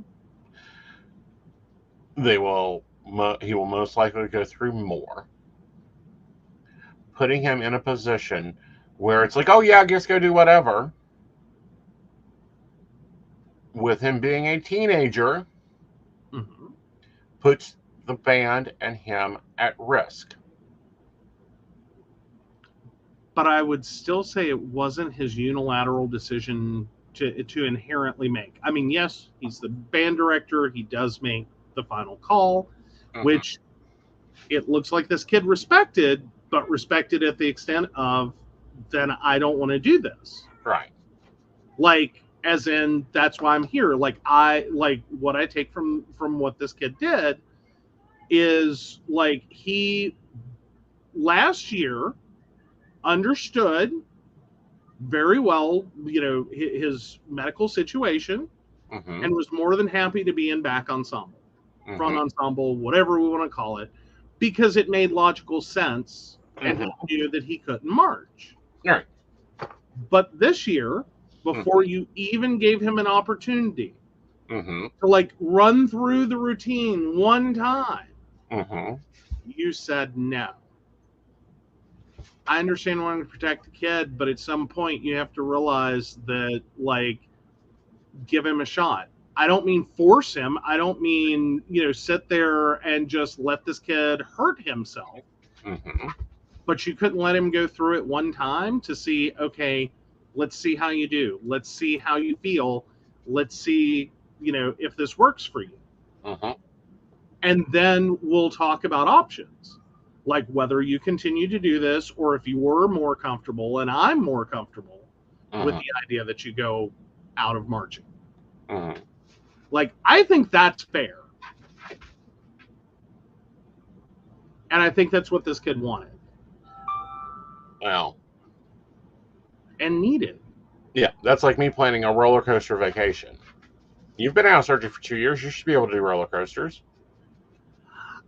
Theoretically, I could do, and I might even be willing to go do it. I'm going to talk to my doctor, or at least a doctor I trust, to go, okay, what's my risk factors here? Do I need to be concerned? Am I good now?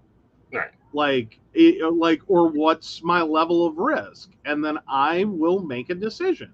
Right. Do I want to like take a 5% risk that, you know, I go on this roller coaster and maybe something bad happens? Right. Or am I taking a 20% risk or a 50-50 risk? Or like, what's my risk level? What am I up for? And then is it worth it to me? Right.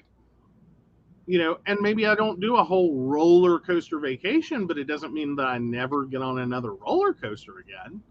Like, that was my pre-surgical. Right. You know, when they were very uncomfortable with the lack of stability of my neck. I'm now 2 years out of neck surgery. Like, I honestly feel like I could get on a roller coaster. I'm not going to just go arbitrarily do that. Right. I'm going to ask some questions and be like, okay, where are we? Am I released? Am I, you know, would I go bungee jumping? Fuck no. Why not? Not doing that. But like, what I'm saying in general is I think this band director is trying to do what's best for the child in the long run. Does it mean that band's going to suck? Yes.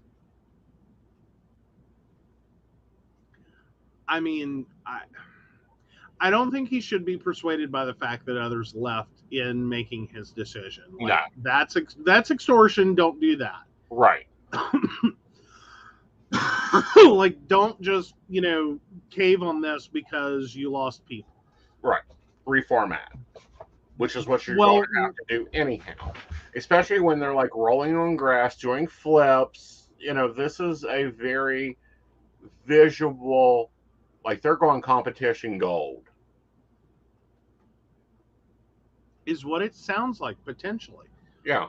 But again, and maybe it isn't. Maybe it's just this band director's perception of like how hard this is. Right. Versus not like he's not in the spine of someone who has scoliosis and has had surgery.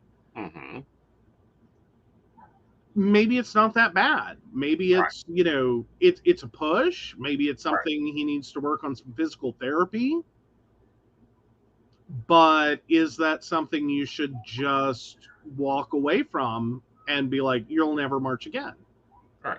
Because that's what he's telling this kid, you'll never march again unless you go to a college with a band program and you plan to be in that band. Right. And more than likely, if he's not marching his senior year, then that's probably gone. Like, you're not going to go from not marching 2 years in high school to rolling in as a freshman on a college campus and marching. I've never heard of that happening. Like, they want people who have experience. Right. But at the same time, do you want that experience to permanently change and end his career in anything? No, and I don't think he does either. And I don't, like, no one wants that. No one wants that. I'm just saying this is not a quarterback going back out on the field to slam into another human being and potentially die. You're marching. You're flipping, you're turning, you're rolling, you're hitting that ground, you're doing a backflip. Potentially. If they're doing that much of an involved, typically I've never seen anyone do generally speaking, never seen anyone do a backflip with a clarinet. I have. That's a little over the top for most. Like, that's hell of a halftime show. Right. Like, maybe I need to get back out and see more field shows from bands. But like generally, yeah, there's some quick movements, there's backstepping, there's roll stepping, there's there's a lot of like twists and turns, and I can understand like, okay, that might be too much for him. Right. It's a legitimate concern. Right. Is this show too much for him? I don't think you find that out until you put him out there. Right. And I say that as someone who got kicked out of marching band. Right. In terms of I wasn't allowed to march because I can't do a backstep. My knee does not have the stability for a backstep. What is it? Hyperflex, whatever. I've been too far backwards when I'm backstepping. And effectively my knee locks and I'm going to go down. I very quickly figured that out and went, I can't march. Like, no one had to tell me. Like, I didn't have to be banned from it. I did it like 3 times and went, this is a bad idea. Like, no. My body can't handle this. Right. This is going to be a train wreck. But at the same time, I had that opportunity to go out, even knowing I had problems with my knee, and see what I could do. And then, nope, I have a hard limitation. I can't backstep, and half this damn program is backstepping. Yeah. So I'm your worst marching band member. Can't do that. I think I can backstep still. I'm not for sure. But no. Yeah, because a band supporter popped in here on OP's thing. Secondly, do people realize the representation going on here in recovery after surgery, especially with the show plan of doing backflip, of rolling on the ground, flips, ties, high kick, something I can't even read here. Okay. It says source band mom. Okay, source band mom. Okay, let me see if I can find that real fast. Oh, let me search the wrong window first.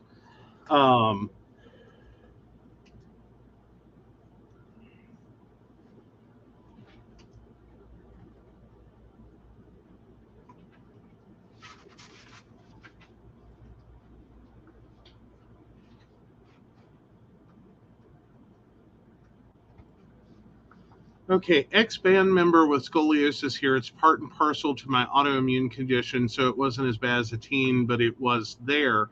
Can you explain exactly what visuals were too hard for a clarinet player, harder than jazz running? Unless he was supposed to carry the toms or join the guard, I'm not seeing what visuals you could have to warrant this. I think you wanted him in the pit and gambled and lost. He said in another comment that they would need to roll around on the ground. And then there's the link to the rest of the comment. Yeah. So the horn line on side 1 of the field starts out on the ground, and everyone in the horn line will be rolling around on the ground in the percussion movement. Again, like I could, and this is like kind of the back and forth. I'm not saying that it is possible for this kid to do this. I'm very much open to the idea that no, he's not going to be able to do this. But my problem is the band director started at he can't do it. Which in my mind is no different than looking at someone and saying, you're in a wheelchair. How are you going to do this? You can't do it. Okay, did you give him an opportunity? Like, I mean, I do not expect someone in a wheelchair to run. Like, that's an unrealistic expectation. Doesn't mean they can't move quickly. Right. Like, you got to be open to some things here. But, and that's what I'm saying, is see what someone can do before you're like, no, you can't do that. Because I feel like that's what the band director did, is when you can't do that. No, I feel the band director said, no, you'll get hurt. Well, yeah, maybe. But you didn't find out if he could or not. Anyway, that's where I'm at with it. It's a fair like split. Like I can see it in either direction. Would Cage have done it? Would Kate have done it? Yeah. Oh yeah. She would at least found out. Like again, that's what we did with me. I went out like we knew my knee issue. Mm-hmm. Like we didn't know what I could do. Mm-hmm. I went out and I was like, oh fuck no, this ain't happening. Mm-hmm. And quite frankly, if I'd fallen over a whole bunch trying to and fucked up her field show, Mm-hmm. she would have pulled me. Like if I had had the stupidity Mm-hmm. to think, oh yeah, I'm fine, I can do this, and then kept falling down, Mm-hmm. she would have pulled me and been like, look, you can't keep falling in the middle of my field show. Right. So Right. But would she had put a student's health at risk? Because yeah, he may be able to do it for a rehearsal or 2 or 5 or 10. But what about that one show that they're performing on AstroTurf in Miami, Florida? again, I think that you at least have to determine what the child can do. Mm-hmm. And yeah, I think she would have given it a shot. Understanding that, yeah, crap happens. Like you can have a perfectly healthy, capable band member Right. that gets injured. Right. Like it happens. You like this is part of like marching band and football and cheerleading. You go in knowing Mm-hmm. you could get hurt. Mm-hmm. Like, is it highly likely that you're going to get, killed on the field? No. Is it highly likely you're going to be permanently disabled from an injury? Also no. Football notwithstanding. Right. Because football, that's whole different. I don't know. The football they play now is not the same as when we were kids, but anyhow. Well, yeah. But no, we see differently on this. Yeah. And that's a good thing. And that's okay. Yeah. Yeah. All right. Moving on to relationship advice Reddit. This one's a fun one. Oh boy. All right. So went through my sorry, this post has been removed.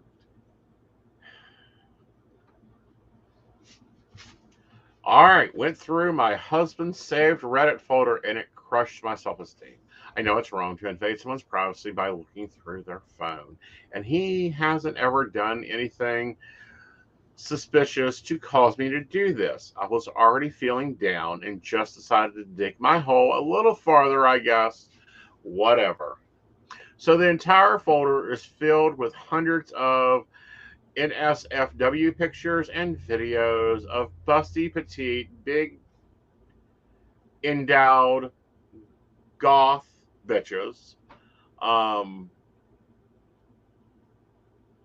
Okay. Oiled body parts and women who are genuinely put me to shame. A relationship is great other than this and my regular self-esteem issues. But now I'm just think that I'm even more worthless. My fault, I know. And I hate myself for not being what I'm seeing these pictures. He doesn't comment on these photos or anything, but he definitely is getting off to these pics / videos. I feel like, but I'm a guy excuse is just pathetic. I feel like we agreed to only complete to each other for the rest of our lives when we tied the knot. Obviously false. I just hate myself right now. Does it even matter? Is he really disrespecting me or our marriage? Do I need to get a top job and a bottom implant and dye my hair black and lose 20 pounds? Even if I do tell him I'm upset, it's my fault for going through his phone. And even if I do tell him I'm upset, I doubt anything will change because he obviously is getting something from these photos that I can't give him. I don't know. This sucks and I hate it here. Oh man, there's some things to unpack there, aren't there? There is. Like, I like the biggest thing I have to scream out is, and then I'll let you go. I'll turn you loose. Porn is a fantasy. Mm-hmm. Like, I'm sorry, porn is fantasy. Porn is not real. Mm-hmm. Porn is an extremist form of entertainment that celebrates extremities. Mm-hmm. Like the most extreme of the extreme. Mm-hmm. It is an exaggeration of the even the idea of sex. The fact you look nothing like these women has probably everything to do with the reason you also don't look like a Barbie doll. Right. Because they're not real. Like, as in, these may be real women, but they are not like the women that are everywhere. Mm-hmm. There are a few women that exist that are that have an extreme Mm-hmm. body type. Mm-hmm. Like, no one expects you to look like that. Mm-hmm. He doesn't expect you to look like that. Mm-hmm. He has a fantasy, and that is a fantasy, and it has nothing to do with his reality. Mm-hmm. Stop thinking that people have to find not only you attractive, but only people that look like you attractive. Mm-hmm. Like, it's okay. Well, all right. I'm gonna run. Here we go. One, you invaded his privacy. That's bullshit, bad manners, bad form, and you violated your marriage. Two, if you wouldn't want him wearing your underwear, keep your damn hands off his phone. Pretty fair. Three, porn is porn for a reason. Yeah, it's a fantasy, it's an idea, it's a drift off, it's an escape. It has nothing to do what you really enjoy in life. It's like saying that you like fast food means that you shouldn't cook him dinner because he ate McDonald's for lunch.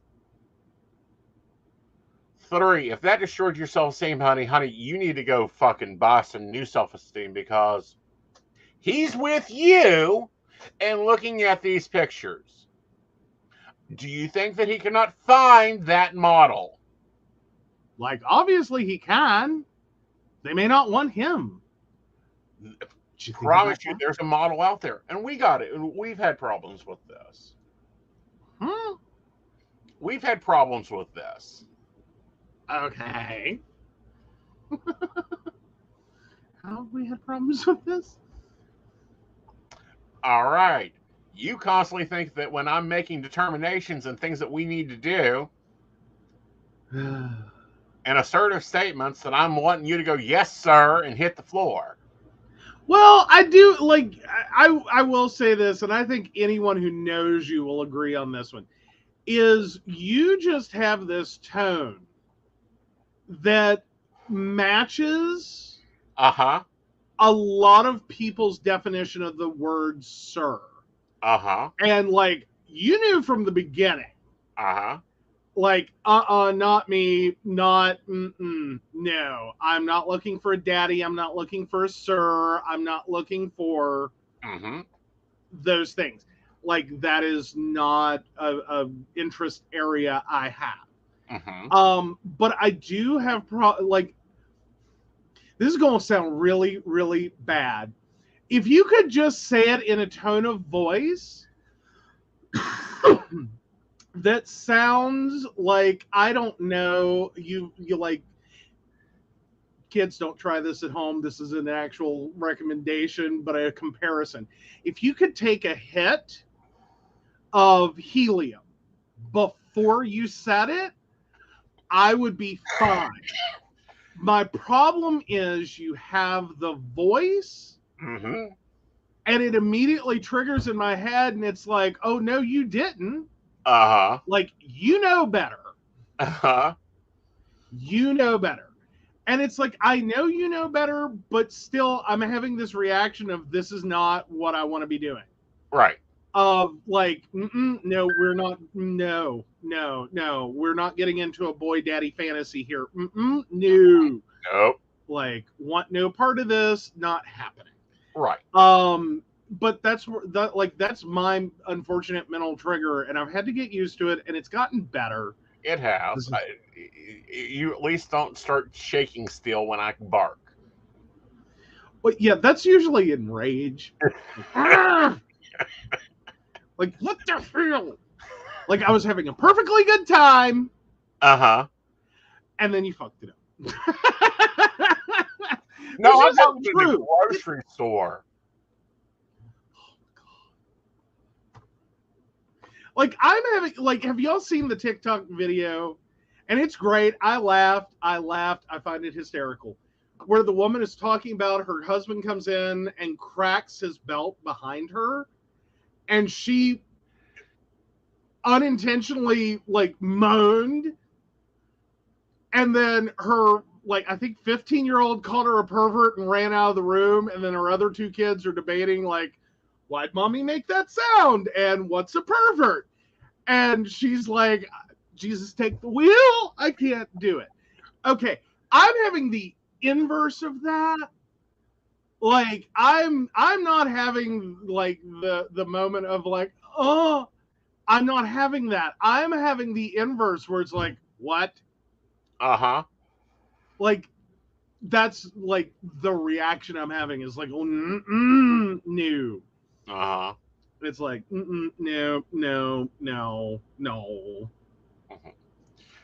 Yeah. And I mean, it works for other people. It does. Like, he is built to do daddy voice.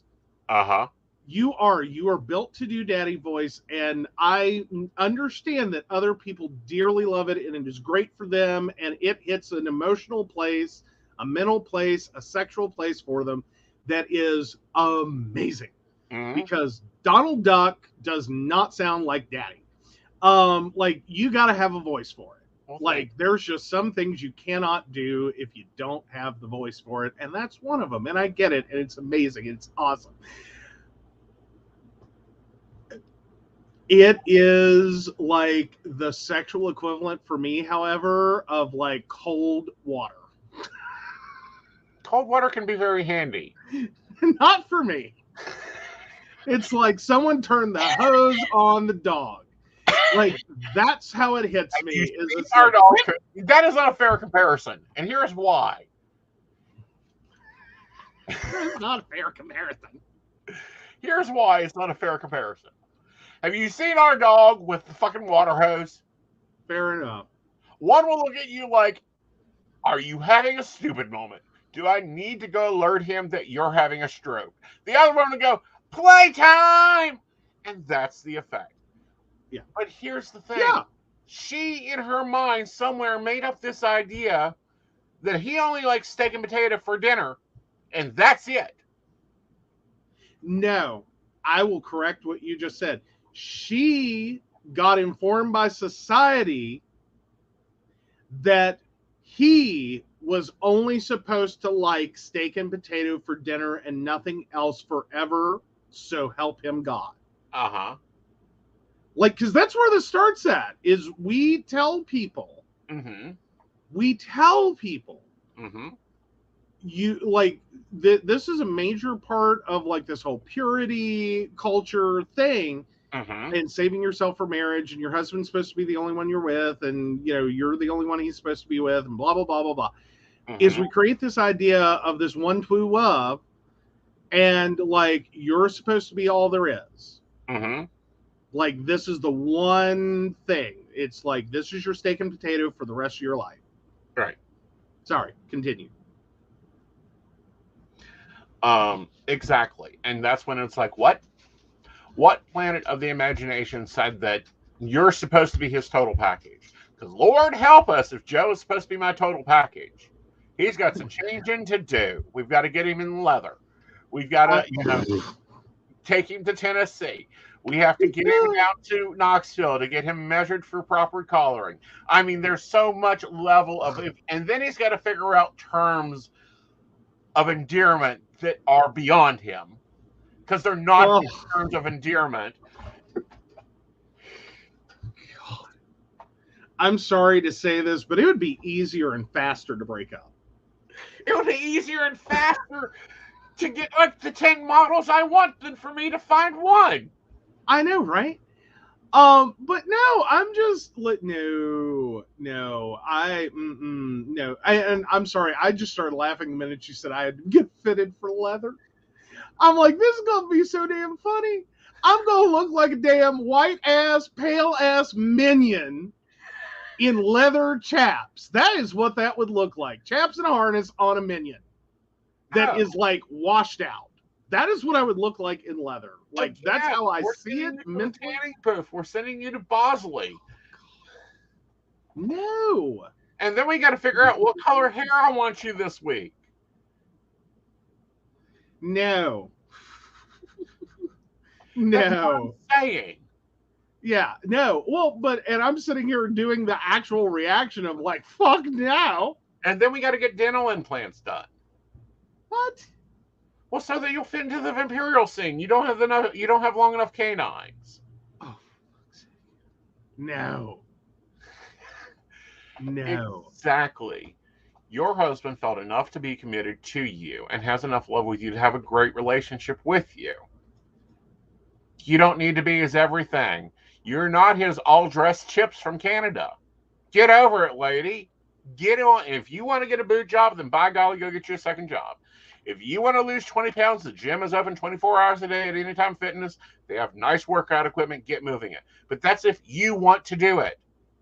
Yeah. Yeah. Yeah. Like, I don't know. See, here's where I wonder if this is one of those the problem isn't the problem posts, though. This is one of those, the problem is not that he has a folder with Reddit saved, which I'm not even sure how the hell you do that. But anyhow. Or whatever, like wherever the images come from.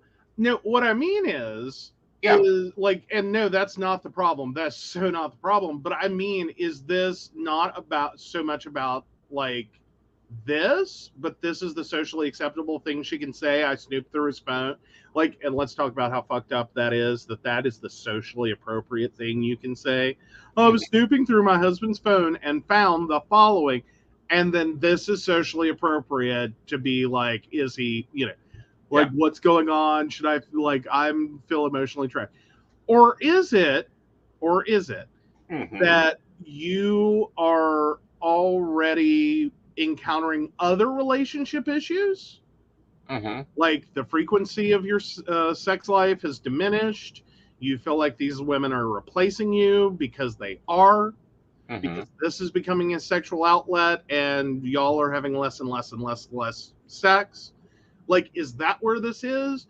Or, which, again, that's a weirdo one, and, like, no one ever wants to say that, so they'll, like, choose this one. Like, he's looking at more porn, and the real comment is, we're not having as much sex. Right. Like, that's the important comment, not the other one. Right. Like, he's looking at porn, like, and? Right. What am I supposed to do with that? Yeah. Like, he likes what he likes, move on. Yeah. It's okay. You don't have to be that.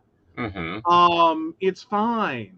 No one, like, please, if you, like, I can't say that I wouldn't enjoy looking like some of the guys in the porn that you watch. Can I just say that without Facebook shutting us down? I would love, on some levels, to look like that. But like, there's so many problems with that. Like, that is not a body type I have.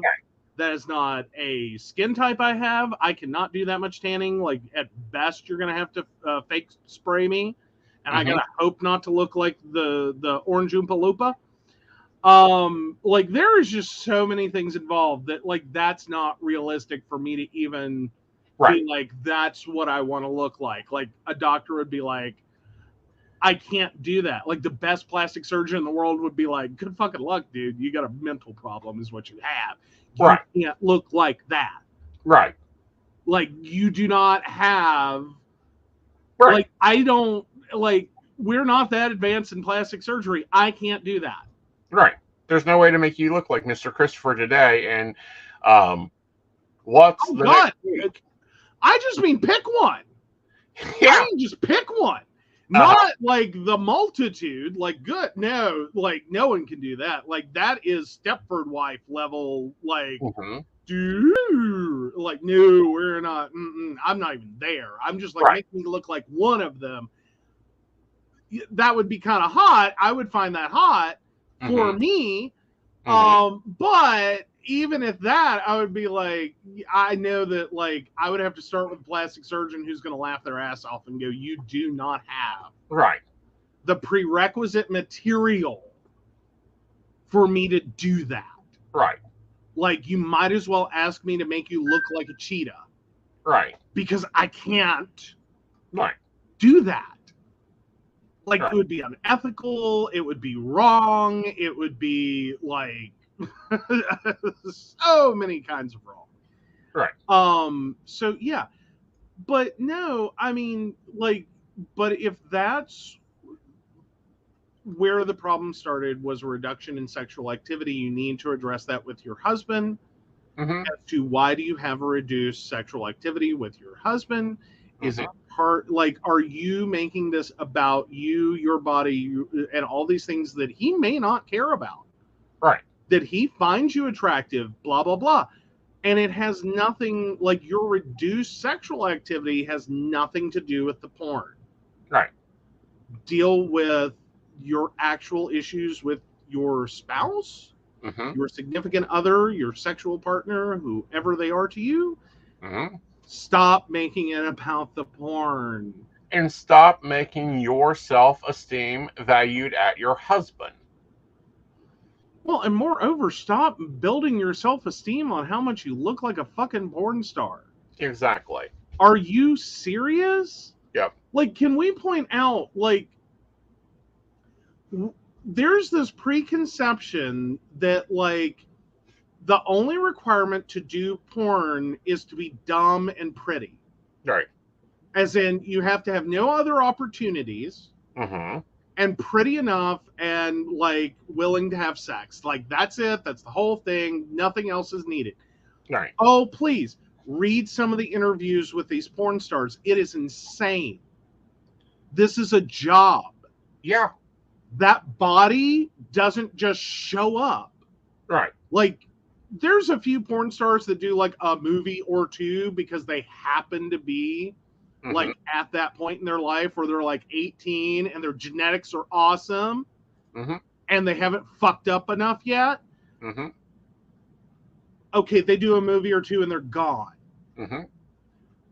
The actual stars, the stars that are there with longevity that, you know, are looking really good, like 10 years in the industry, 20 years in the industry, 30 years in the industry, that has nothing to do with what they look like at 18 just being a thing that happened. Right. That is a heavy-duty athletic training program. That is, like, in some cases, some really unhealthy dieting. Right. That is plastic surgery, that is skin care, that is nail care, that is hair care, that is dental care.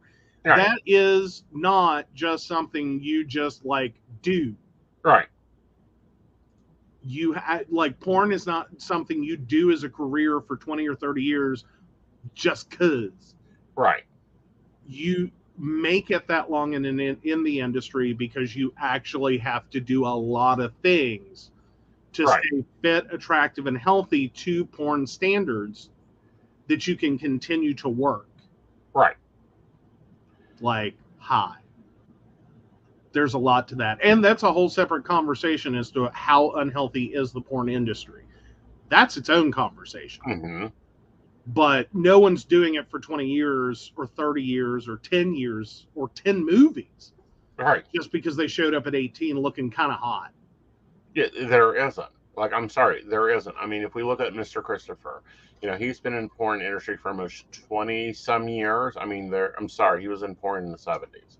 So even longer than that. And he hasn't nearly what? That means he's coming up on like 50 years doing porn. 50 years doing porn.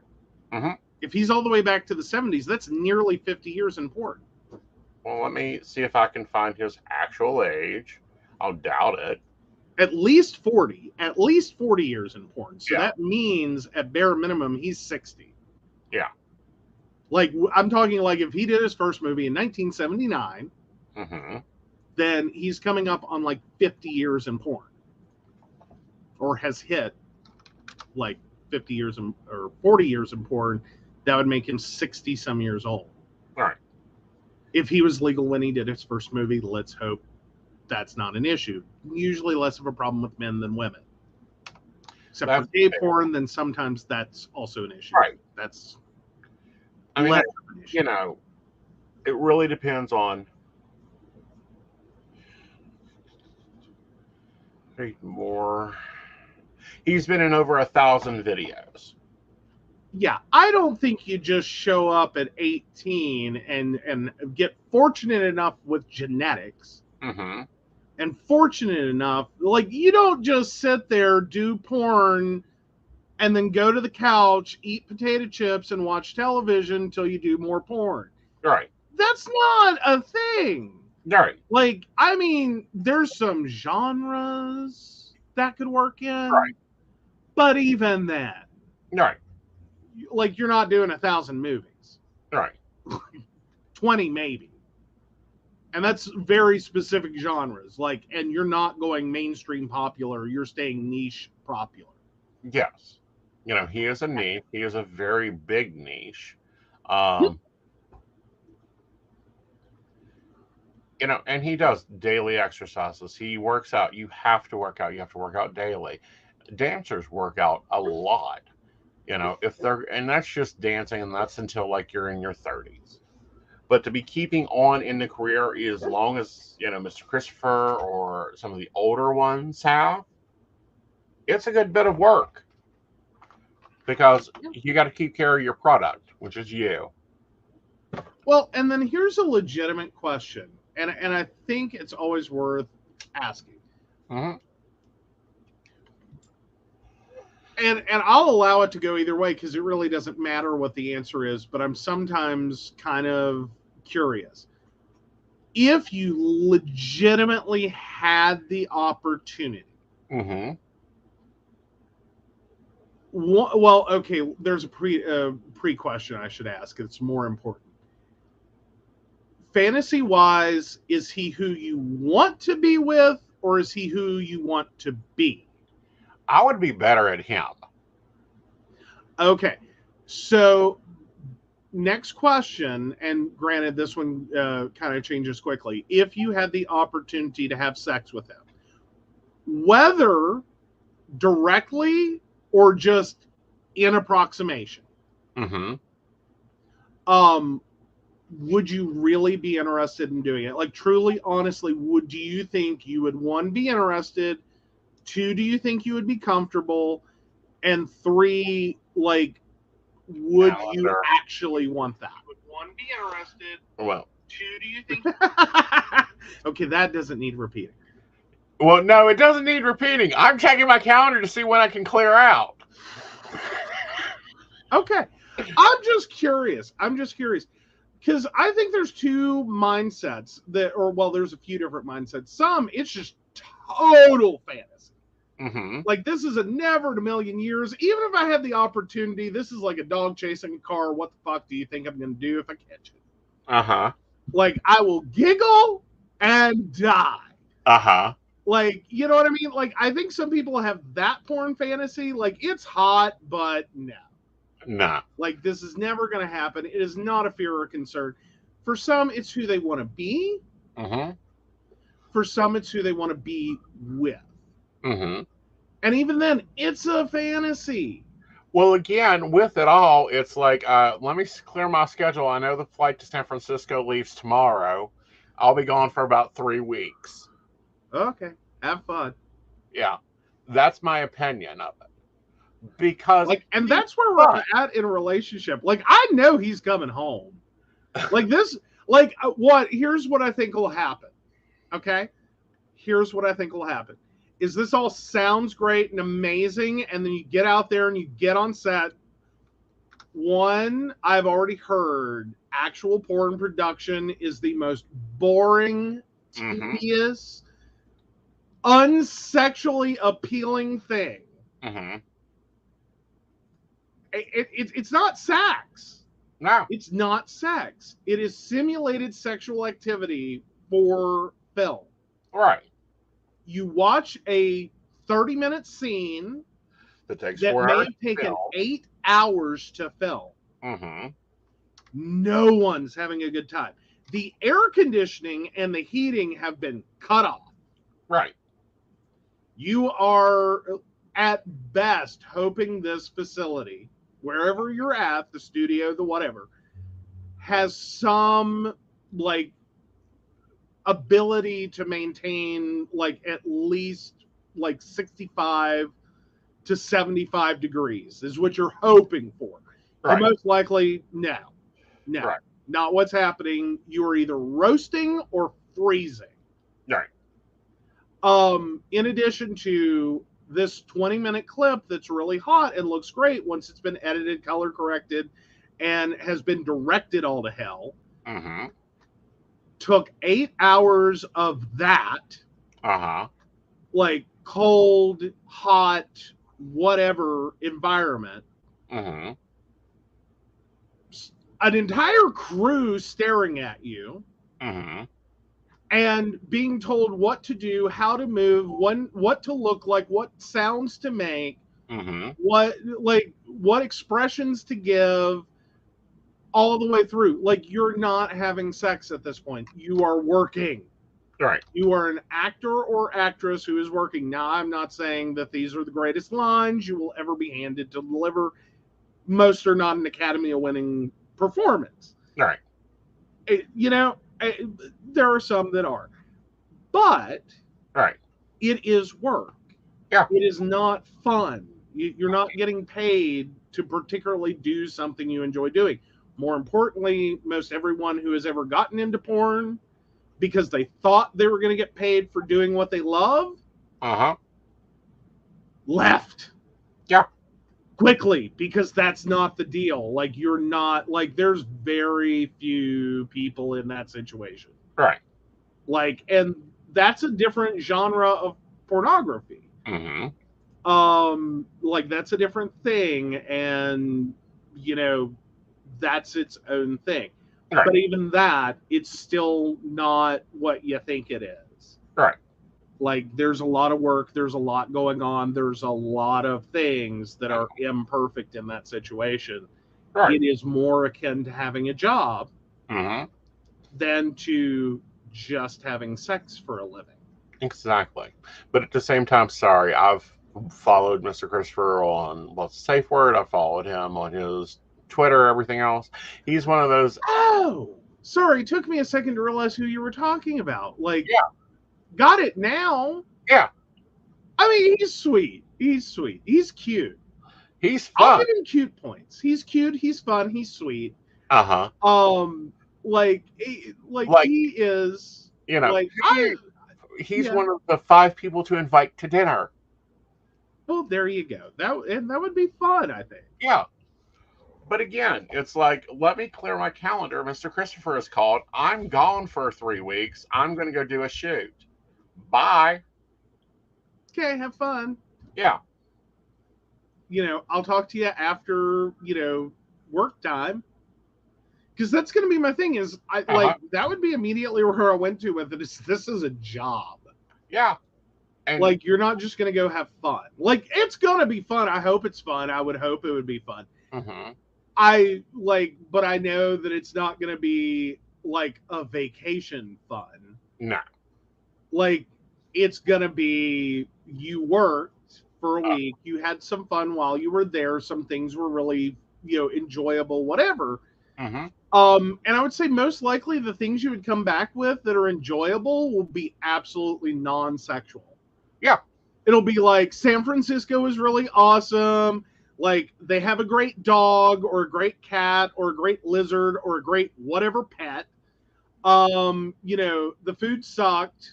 I figure that's going to be a big one. Is food? No, it's San Francisco, honey. I know where to go eat.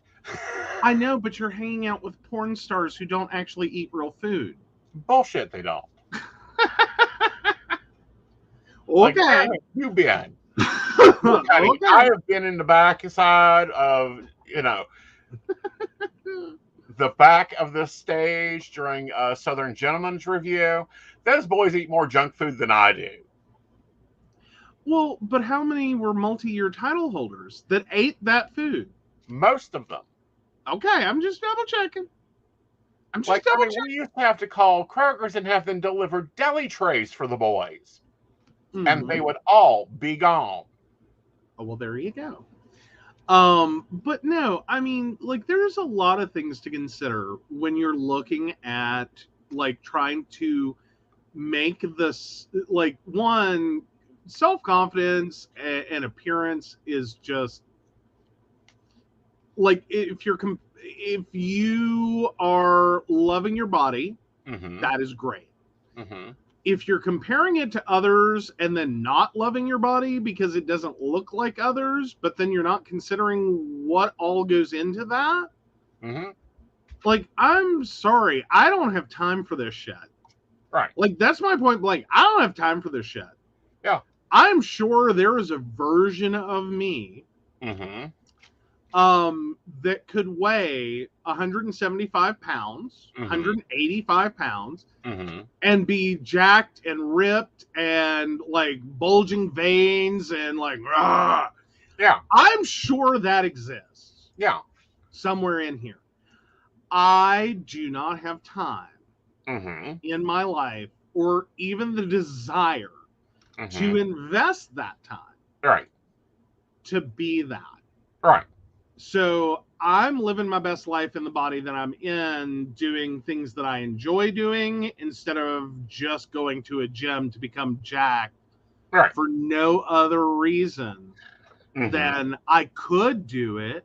Right. I could.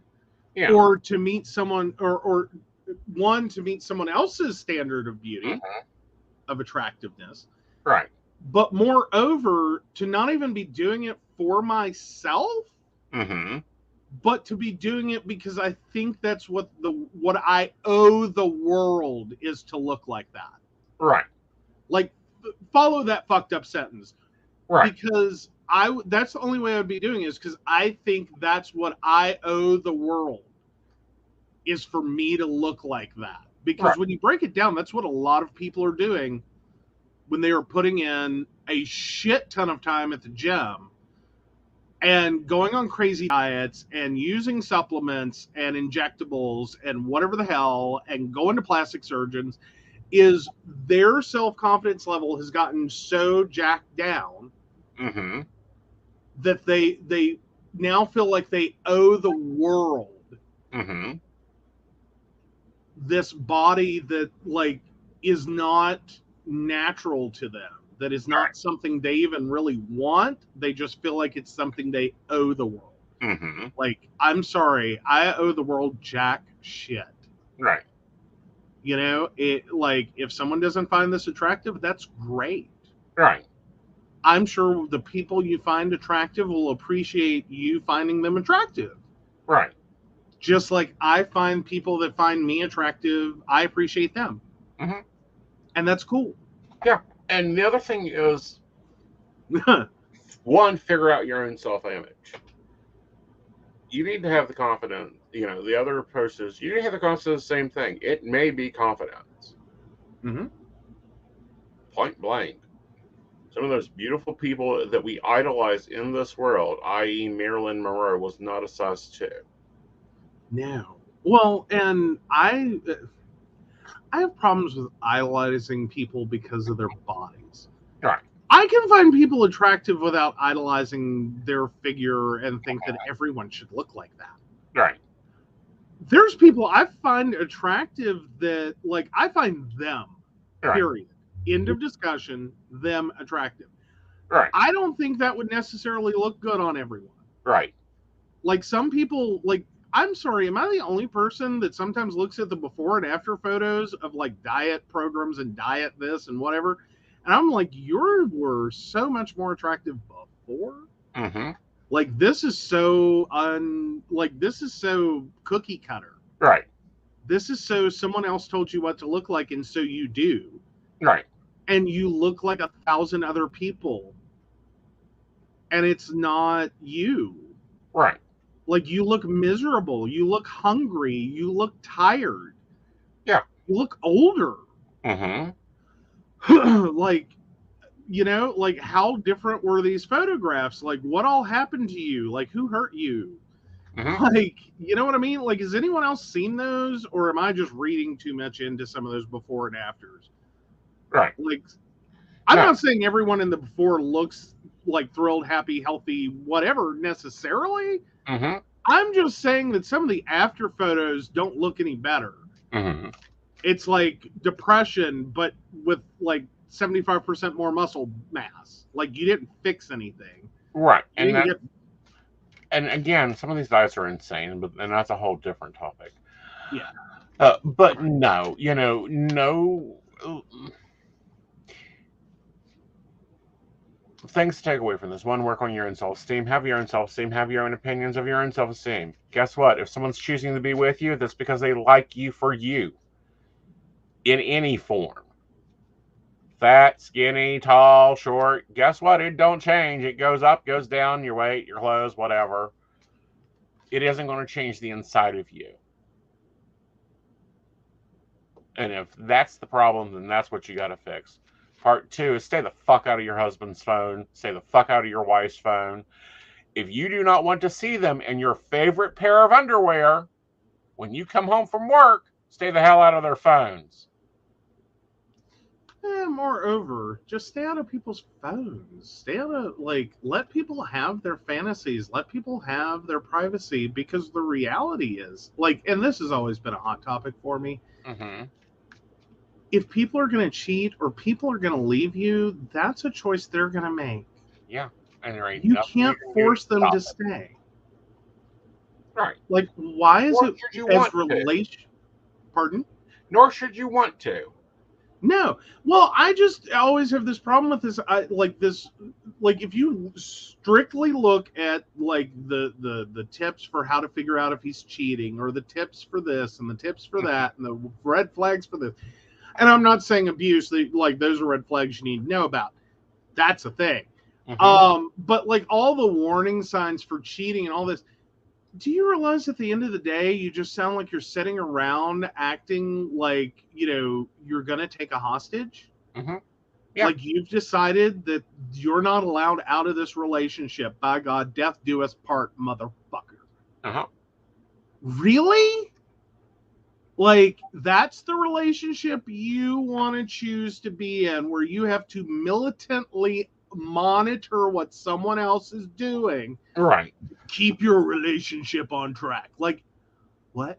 Here's what you do to keep your relationship on track. It's real easy. Talk. Open up your big mouth and talk about something other than the kids, other than the TV program, other than the crap going on at work.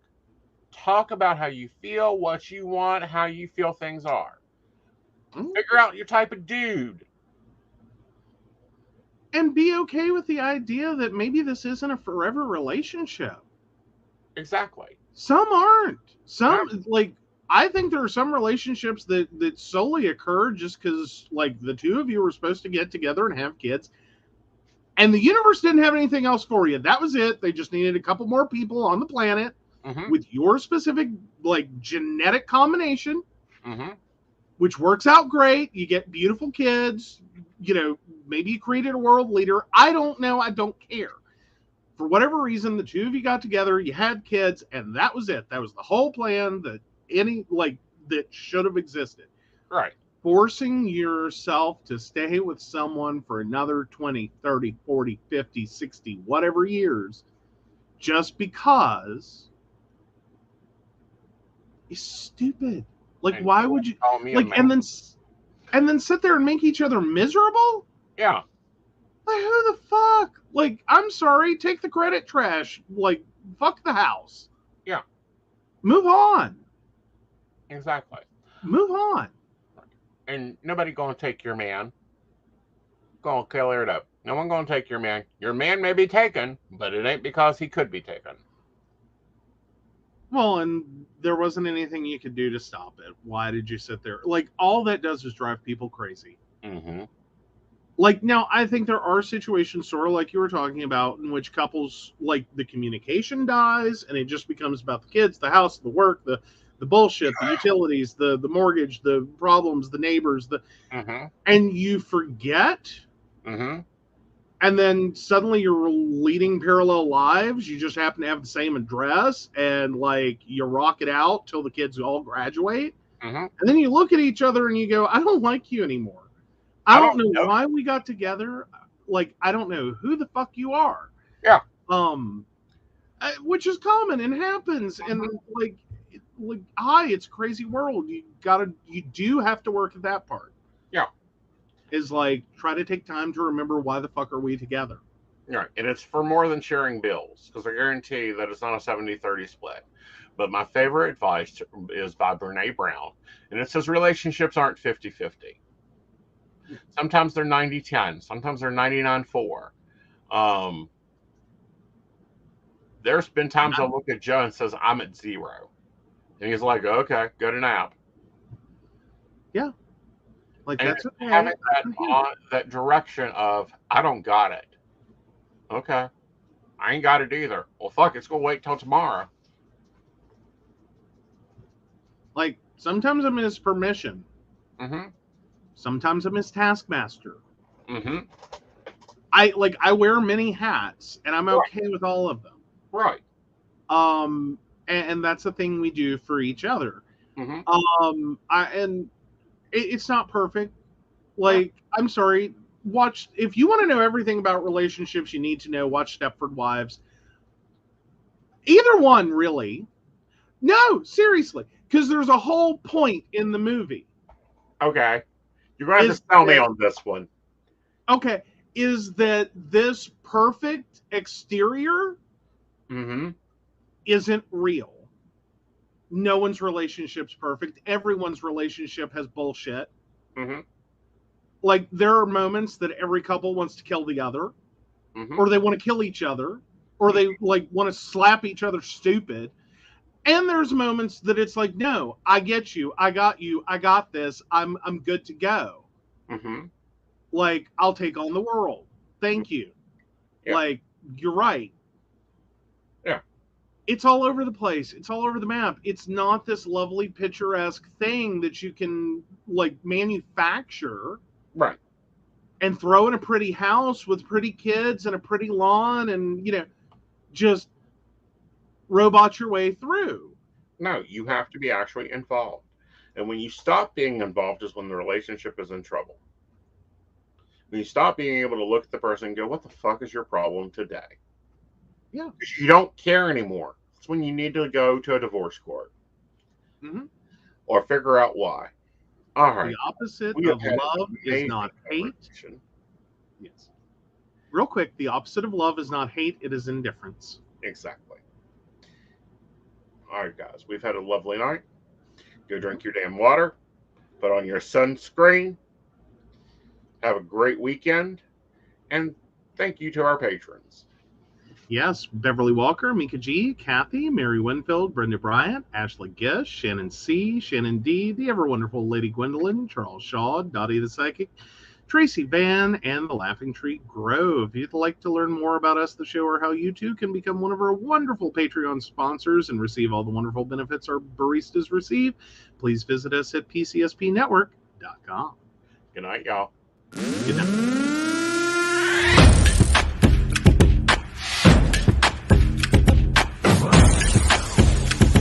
Let's work. Yo, it's go time, showtime, never backing down time. One shot, yo, make it count, yo. Crunch time, shine time, make this moment my time. Get a grip, yo, ready, set, go. We bring the thunder. Bring the thunder. Let's work. Bring the thunder. Let's go. Bring the thunder. Let's work. Bring the thunder. Let's go. Yeah, it's my time, yo time. Step into the spotlight. Get lit, yo. Let yourself go. On time, high time. Gotta go big time. This is it, yo. Never take no fight time. Grind time. Take it to the street time. Turn the roof off. Get loco. Game time, win time. We gon' bring it home time. No regret. rest now, let it all go. We bring the thunder.